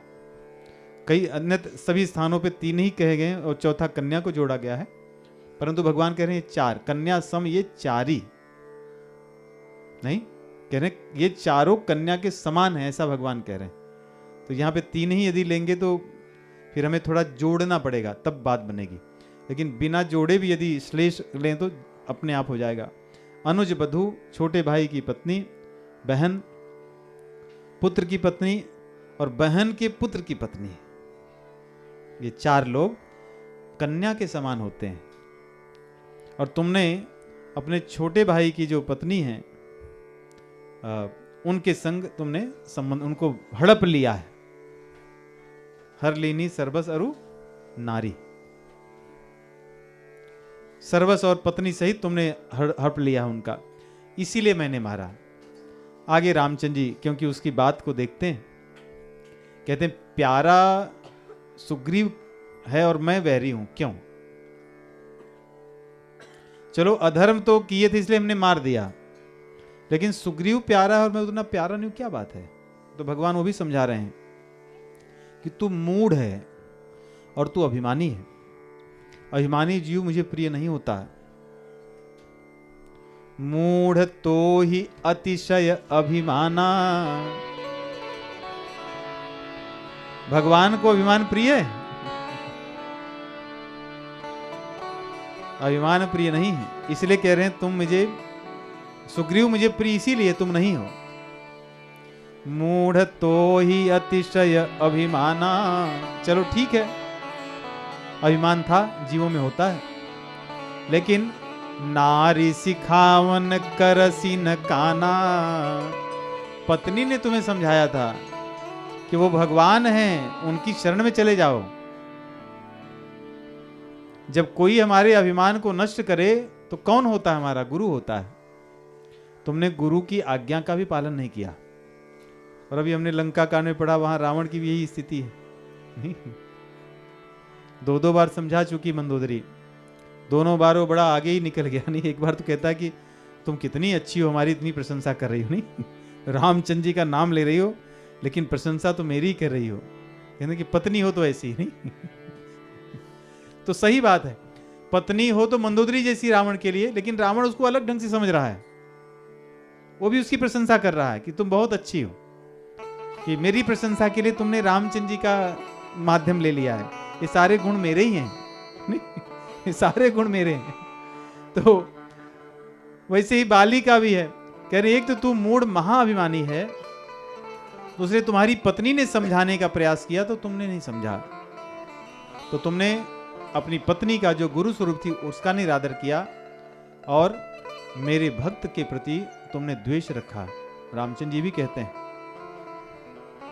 सुन सुरेश रघुनाथ सुभाऊ, निज अपराध रिसाई न काऊ। जो अपराध भगत कर करई, राम रोष पावक सो जरई। मम भुज बल आश्रित ते ही जानी, मारा चहसी अधम अभिमानी। मम भुज बल आश्रित ते ही जानी, मारा चहसी अधम अभिमानी। मम भुज बल आश्रित ते ही जानी, मारा चहसी अधम अभिमानी। मम भुज बल आश्रित ते ही जानी, मारा चहसी अधम अभिमानी। मेरी भुजाओं के बल के आश्रित सुग्रीव हैं, तो उसको कैसे मार सकता है? इसलिए शास्त्रों में सर्वत्र ये बातें आई हैं। हम लोग कई बार ध्यान नहीं देते। हमारे भजन के मार्ग में सबसे बड़ी बाधक यही है। भगवान के भक्तों से कभी द्वेष ईर्ष्या ना हो हमारी, कभी उनसे रार ना हो। रार समझते हैं? राड़, उनसे कुछ कलह क्लेश न कर लें। नहीं, बात हमें ठीक लगे तो कुछ ना बोले छोड़ दें, क्या जाता है। और कई बार घरों में भी ये बात होती है। यदि कोई भजन में किसी का मन लग गया हो घर में, और घर के लोग यदि उनके साथ राड़ करें, ऐसा भी होता भी है कई स्थानों पर। यदि शास्त्रों का उदाहरण लें तो कौन है? प्रहलाद जी। हिरण्यकशिपु यदि राज्य करता ऐसे ही, तो उसके राज्य में कितना आनंद भोगता है। लेकिन उसकी गलती केवल एक ही थी, उसने प्रहलाद जी से शत्रुता कर ली थी अकारण। रावण के यहां भी ऐसी स्थिति थी। रावण जब ही विभीषण त्यागा, भयउ विभव बिनु तब ही अभागा। जिस समय उन रावण ने विभीषण जी को तजा, उसी समय उसका सर्वनाश निश्चित हो गया। इसलिए ये सिद्धांत को, यदि भजन को हम अपना बढ़ाना चाहते हैं, इस सिद्धांत को अपनाना चाहिए। चाहे हमारे घर में हो, हमारे पास में या बाहर हो। यदि हमें कोई बात न ठीक लगती हो, कोई भी कारण हो, स्वभाववश अपने या उनके या किसी के, विरोध नहीं करना चाहिए, द्वेष नहीं करना चाहिए। वहां कुछ ऐसे घर्षण हो, ऐसी चीजें नहीं करनी चाहिए। आयु श्रिय यशो धर्मम लोकानाशिष एवच, हंति श्रेयांसि सर्वाणी पुंसो महद अतिक्रमः। सुखदेव जी कहते हैं कि सब कुछ चले जाता है। आयु, श्रिय धन संपत्ति, यश, धर्म, और जो संसार की वैभव में बचाए रहते हैं वो भी चला जाता है। उसका सुख नहीं ले पाते। यहां सुग्रीव के साथ बैर के कारण भगवान कह रहे हैं कि और तो चलो तुम्हारी चीजें ठीक हैं, यदि तुम ऊपर के स्तर पर पूछ रहे हो, सुपरफिशियल लेवल पे, तो हमने पहले ही बता दिया। इसीलिए कहते नहीं आगे कि सोई करतूत विभीषण केरी। नहीं, यदि उसका यहां से मिलान करें तो रामचंद्र जी कारण बता रहे हैं कि मैंने क्यों मारा है तुम्हें, लेकिन विभीषण को नहीं मारा। पुनि सुकंठ सोई कील कुचाली, जय अग बधेओ ब्याध जिम बाली। विभीषण, सुग्रीव की भी यही स्थिति बाद एक चल के हुई, लेकिन फिर उनको भगवान ने क्यों नहीं बधा? क्योंकि वे भगवान के आश्रित थे, वे अभिमानी नहीं थे। इसलिए भगवान एक कारण तो बता दिए थे, तुम्हें ऐसे ही ऊपर की बातें सुनी तो हमने कारण बता दिया, लेकिन यदि और भी आगे तुम्हें सुनना हो तो और भी चीजें बता रहा हूं कि तुम्हें बहुत अभिमान है और तुम किसी की बात को सुने भी नहीं। और तो और जो अंत की चीज जिसको मैं कभी नहीं क्षमा करता, कि मम आश्रित मम भुज बल आश्रित ते ही जानी।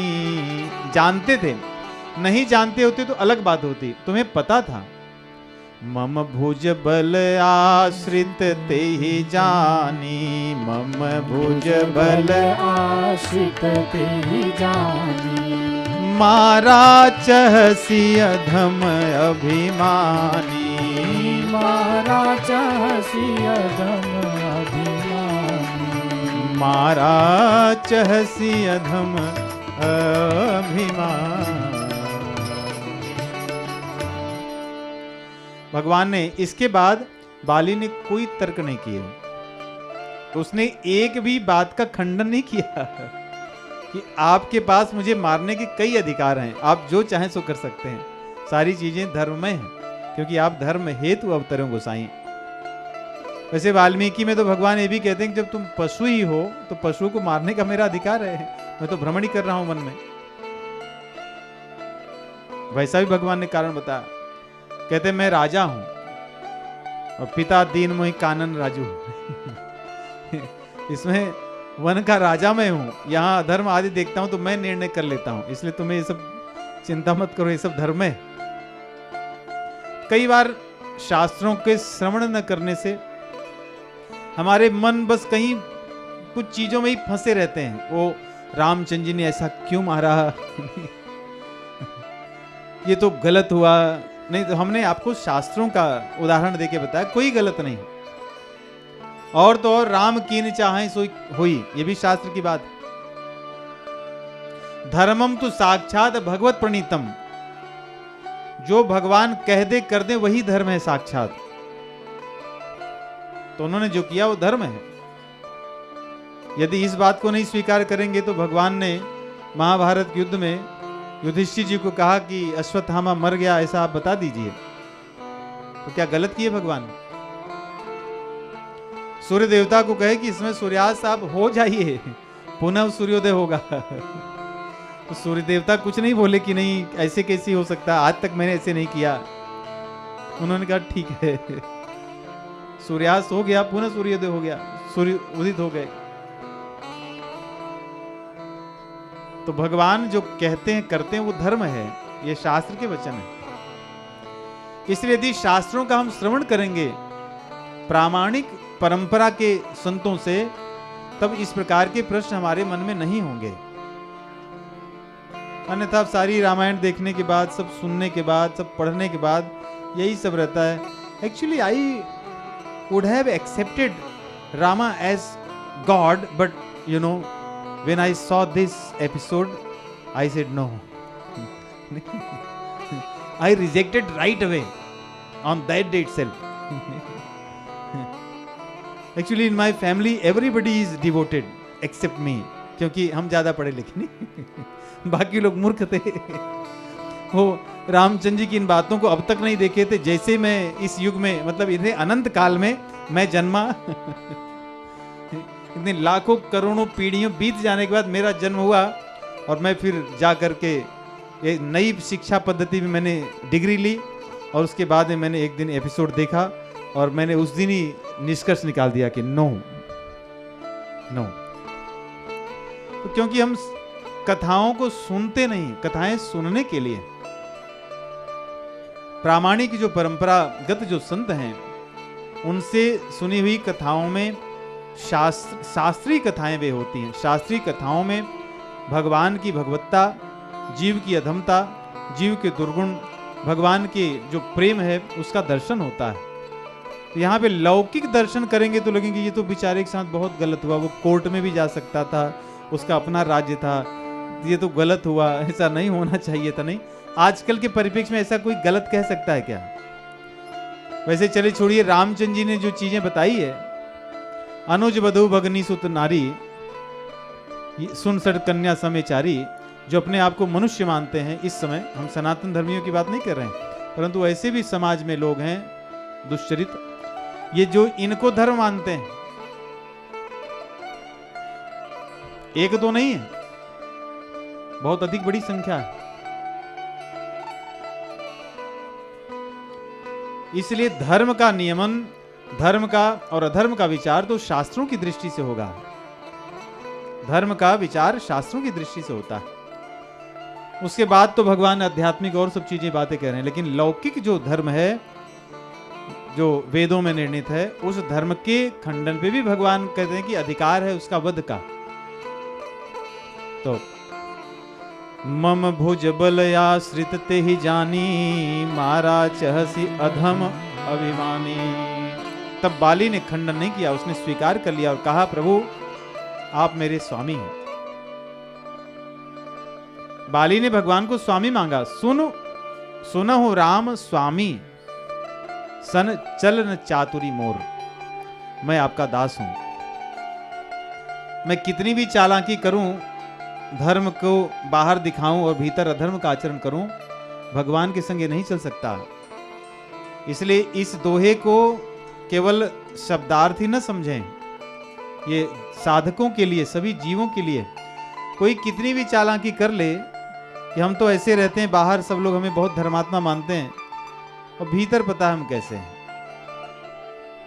कहते हैं स्वामी के संग ये नहीं चल सकता, उसका दंड वो अवश्य देंगे, समय आने पर काल दंड देगा।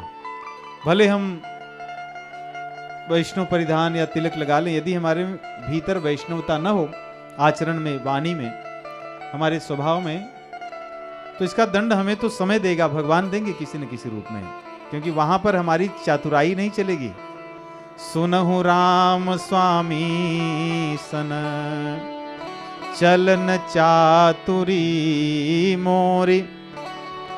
प्रभु अजहूं मैं पापी, अंतकाल गति तोरे। अब मैं आपका हो गया हूं, अंत काल में मैंने आपकी शरण ले ली है, इसलिए क्या मैं अभी पापी हूं? भगवान कहते नहीं।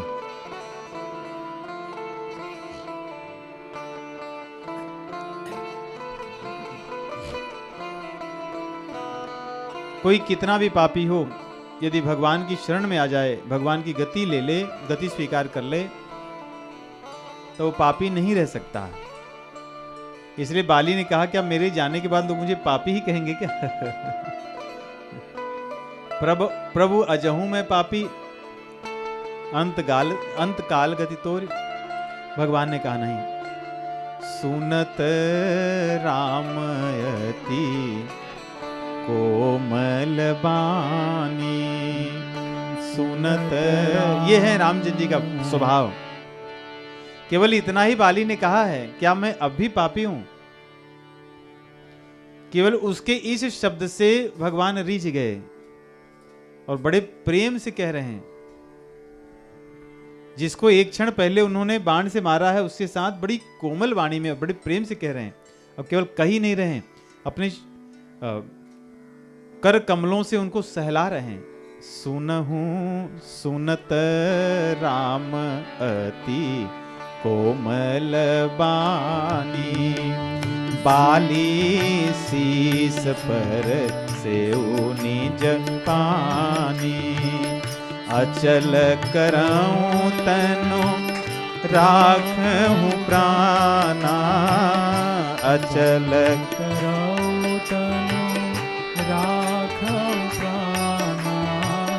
बाली कहा सुनो कृपा निधाना। बाली कहा सुनो कृपा निधाना।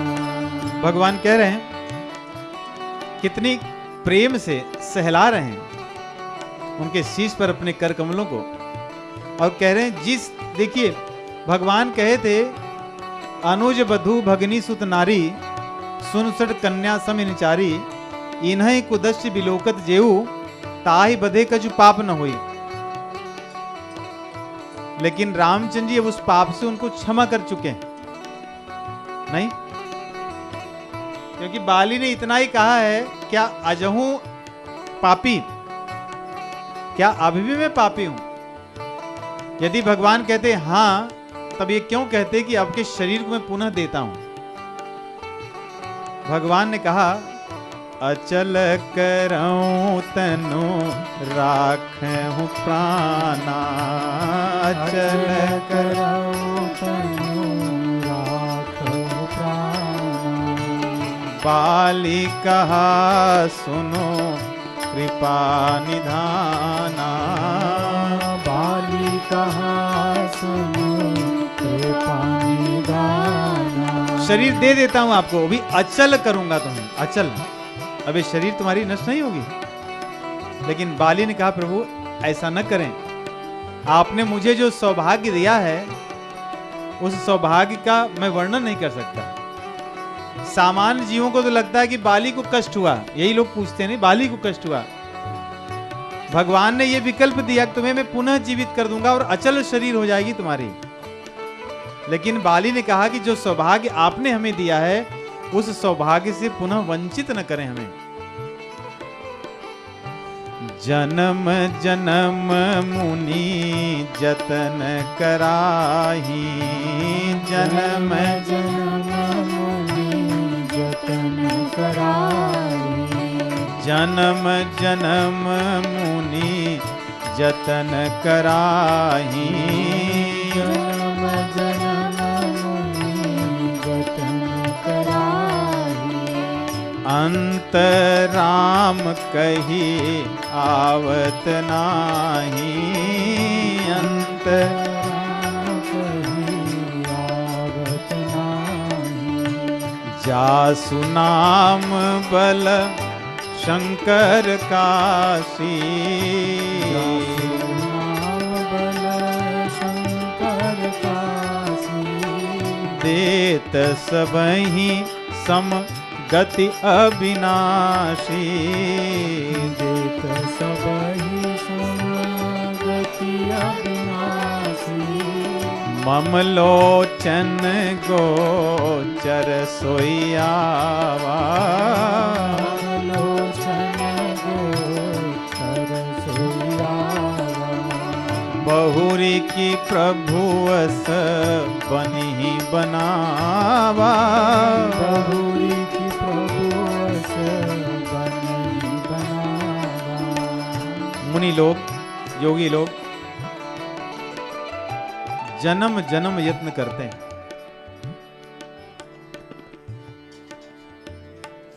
पूरे जीवन भर और एक ही नहीं जन्म जन्म। इसलिए भगवान भगवत गीता में कहते हैं बहु नाम जन्म नाम अंते ज्ञानवान माम प्रपद्यते, वासुदेवः सर्वमिति स महात्मा सुदुर्लभः। एक नहीं बहु नाम जन्म नाम अंते, बहुत से जन्म बीतने के बाद में जीवों को या योगियों को ज्ञानियों को मुझसे प्रेम होता है, मेरी शरण में आते हैं बहुत जन्मों के बाद। यहां पे बाली कह रहे हैं कि जन्म जन्म मुनि जतन कराही, जीवन भर साधना करते रहते हैं, भोग विलास को तज करके इंद्रियों का नियमन, मन का शमन, परिवार आदि से लौकिक जो सुख भोग हैं उनसे अपने आप को दूर रख करके इंद्रियों को कसता है, तप करता है। किस लिए? अंत में भगवान का स्मरण करने के लिए। लेकिन वो भी नहीं होता। अंत राम कही आवत नहीं, अंत में राम कहना कठिन है, वो भी नहीं होता। इसका दूसरा भी अर्थ हमने एक दो बार बताए हैं कि कहते हैं जन्म जन्म जब मुनि यत्न करते हैं तो अंत में राम जी का नाम कह लेते हैं। अंत राम कही आवत नाही, अंत में राम जी का नाम लेते हैं और पुनः उनका जन्म नहीं होता। अंत राम कही पुनः आवत नहीं, संसार में नहीं आते। लेकिन सबको पता है कि मृत्यु कोई सरल खिलवाड़ नहीं है।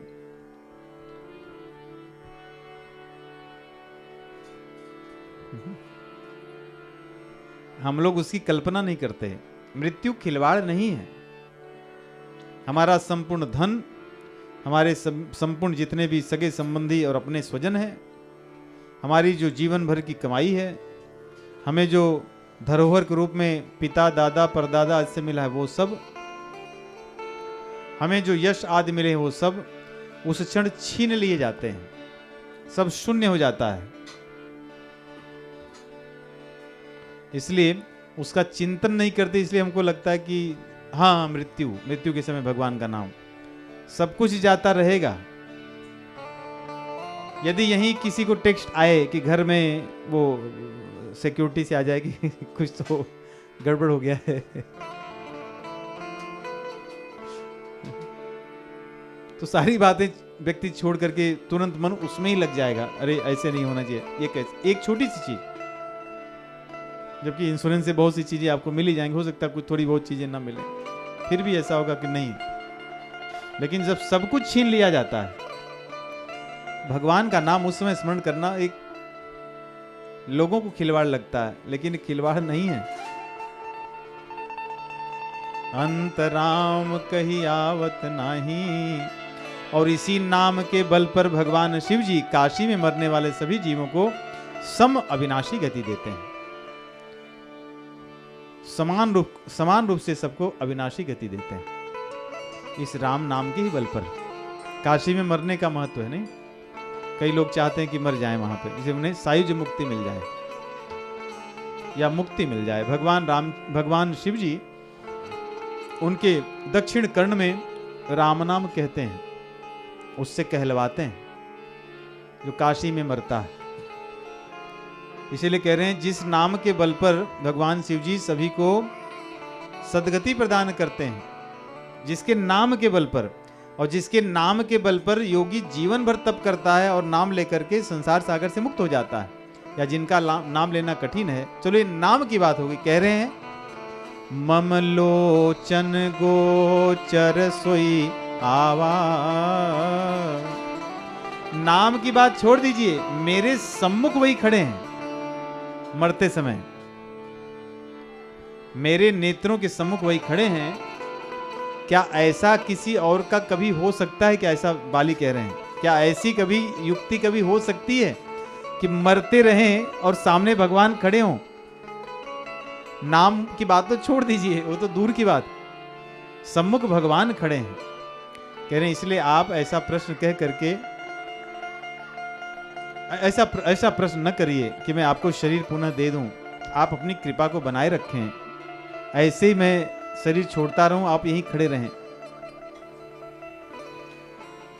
सोनयन गोचर जासु गुण नित नीति कही श्रुति गावही।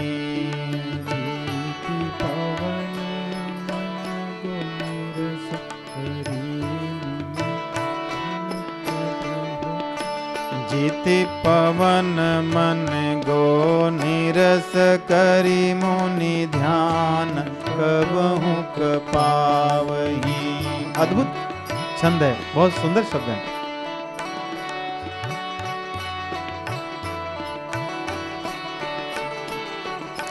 सोनयन गोचर जासु गुण नित नीति कही श्रुति गावही।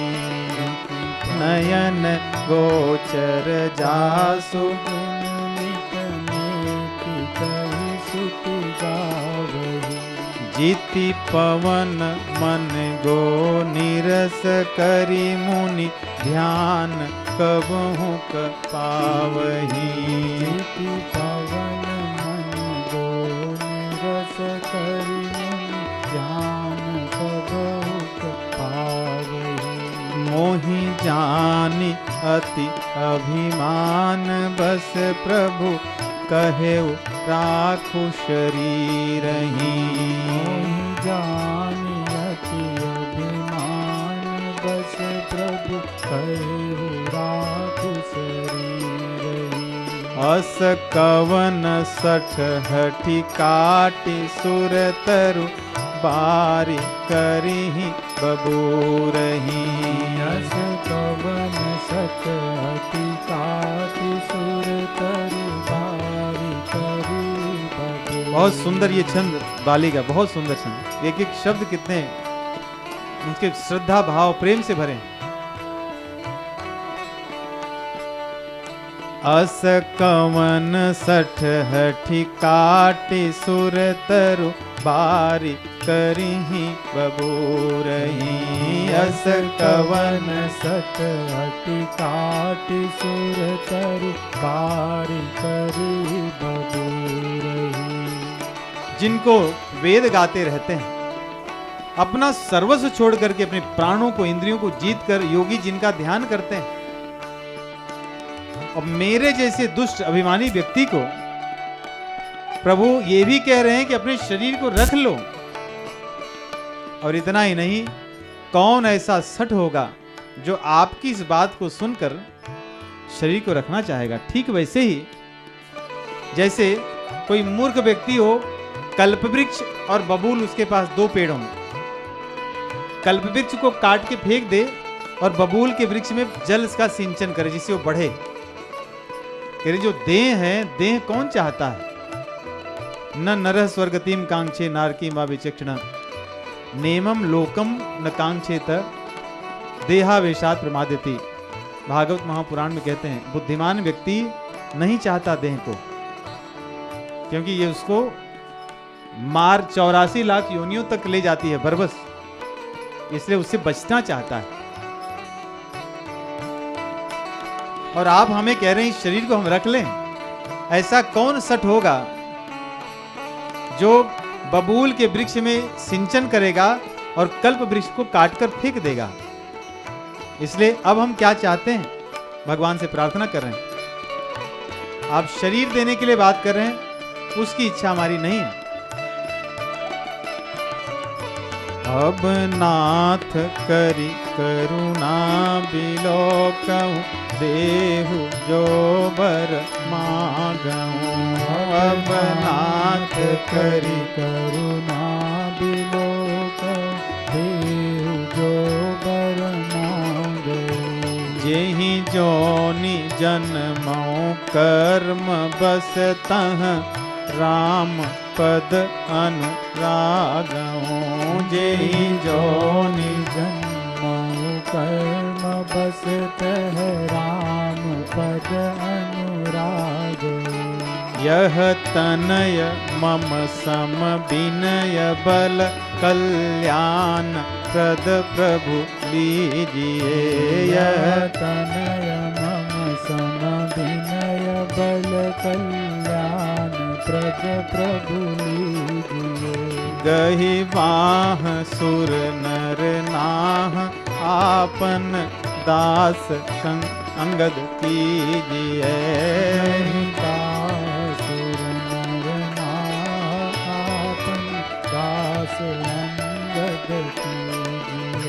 यह तनय मम सम विनय बल कल्याण प्रभु लीजिए। यह तनय मम सम विनय बल कल्याण प्रभु लीजिए। गहि बाह सुर नर नाह आपन दास अंगद कीजिए। गहि बाह सुर नर नाह आपन दास अंगद कीजिए। ये वाली की जो दो छंद की स्तुतियां बड़ी सुंदर, बड़ी अद्भुत हैं, बहुत अद्भुत है। उन्होंने अपने जीवन के लक्ष्य को तो बताया ही। आगे कहते हैं प्रभु जी वरदान मांगने के लिए आप कह रहे हैं तो वरदान मैं मांगता हूं कि अब जब भी कहीं भी जन्म हो किसी भी कारण से, तो मैं आपके चरण कमलों का दास रहूं। मेरे पास आपको देने के लिए कुछ नहीं है, क्योंकि जब तक मैं जीवित था तो तब तक मैंने आपको कभी कुछ नहीं दिया, आपके शरणागत नहीं हुआ। लेकिन आपने करुणा करके मुझे शरणागत बना लिया। मैं तो बहुत अभिमानी था, बहुत पापी था, लेकिन अब न तो अभिमानी रह गया हूं और न तो पापी रह गया हूं।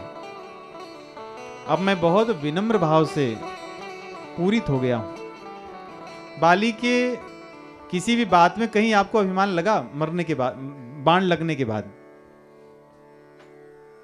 किसी भी वाक्य में कहीं अभिमान नहीं है, बहुत विनम्रता है। इसलिए कह रहे हैं कि हमारे पास देने के लिए कुछ नहीं है, लेकिन हम अपने पुत्र को आपके चरण कमलों में अर्पित करना चाहते हैं। ये कौन करते हैं? सामान्य लोग। अपने पुत्र को भगवान के चरण कमलों में कितने लोग अर्पित करते हैं, करना चाहते हैं? बहुत कम लोग हैं। एक पुत्र थे एक मां के, जो राजस्थान के झुंझुनू में जन्मे थे, नहीं? स्वामी राम सुखदास जी महाराज। उनकी मां ने ऐसे ही संत को दे दिया था।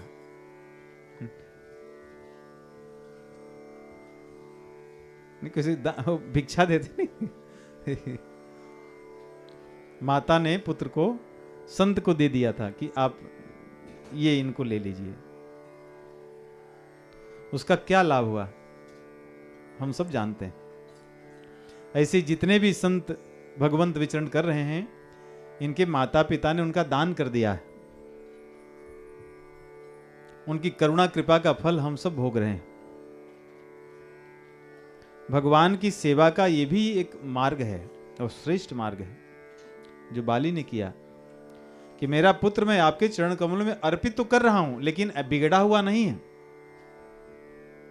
उसको वो सज्जन है, मेरे जैसे बलशाली है, जैसे अभी मैं विनयशील हूं वैसा विनयशील है। मैं उसको आपके चरण कमलों में अर्पित करता हूं, आप इसको स्वीकार कर लीजिए। इस समय सभी माता पिता चाहते हैं कि हमारी संतान बड़े होके A, B, C, D, E ऐसे सब होते होते बहुत सी चीजें हैं कि आजकल तो ऐसे कहते हैं कि there are lot of opportunities nowadays.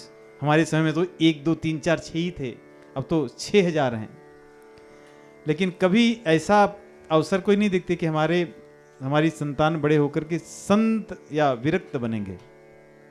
ऐसी इच्छा बहुत कम लोगों की होती भी नहीं।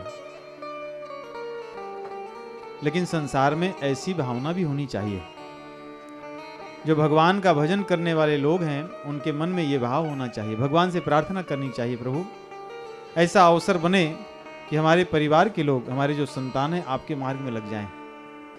जन्म मरण का जो बंधन है उस चक्र को काट लें। यदि वे करने में सक्षम हो जाएंगे तो हमारा भी कल्याण हो जाएगा और औरों का कल्याण होगा, केवल एक जन का नहीं। शेष धन कमाने में तो सभी कमा रहे हैं नहीं, शेष धन तो सभी कमा रहे हैं, सभी बटोर रहे हैं और फिर संसार के चक्र में फंस रहे हैं। इसलिए उनको सुयोग्य बनाएं। वो तभी बन सकते हैं जब हमारी इच्छा उनके बाल अवस्था से होगी कि हमारी जो संतान हो सुयोग्य हो, संस्कारी हो, त्यागी हो, इंद्रियों का दमन करने वाला हो, मन का शमन करने वाला हो, भोग वृत्तियों से ऊपर उठें। ये शास्त्र भोग वृत्तियों में रचे पचे व्यक्तियों को समझ में नहीं आते। जिस मात्रा में, जितनी मात्रा में हम अपने आप को ऊंचा उठाते हैं, उतनी मात्रा में ये शास्त्र हमें समझ में आते हैं। अन्यथा इसमें संदेह आदि सब बहुत से बने ही रहते हैं और कितना भी सुने, प्रश्न करें और उत्तर सुने, उससे अधिक लाभ नहीं होता, उनसे अधिक लाभ नहीं होता।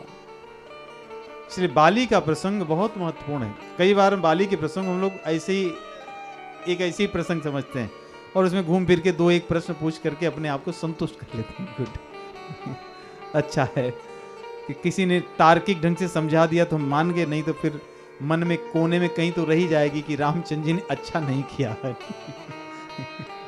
आरती करी लेंगे, पूजा करी लेंगे, राम नाम जप ही लेंगे, लेकिन ऐसा रहेगा कि I think he should have done something different.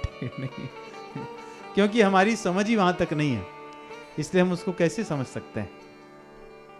तो इस प्रकार बाली का चरित्र है।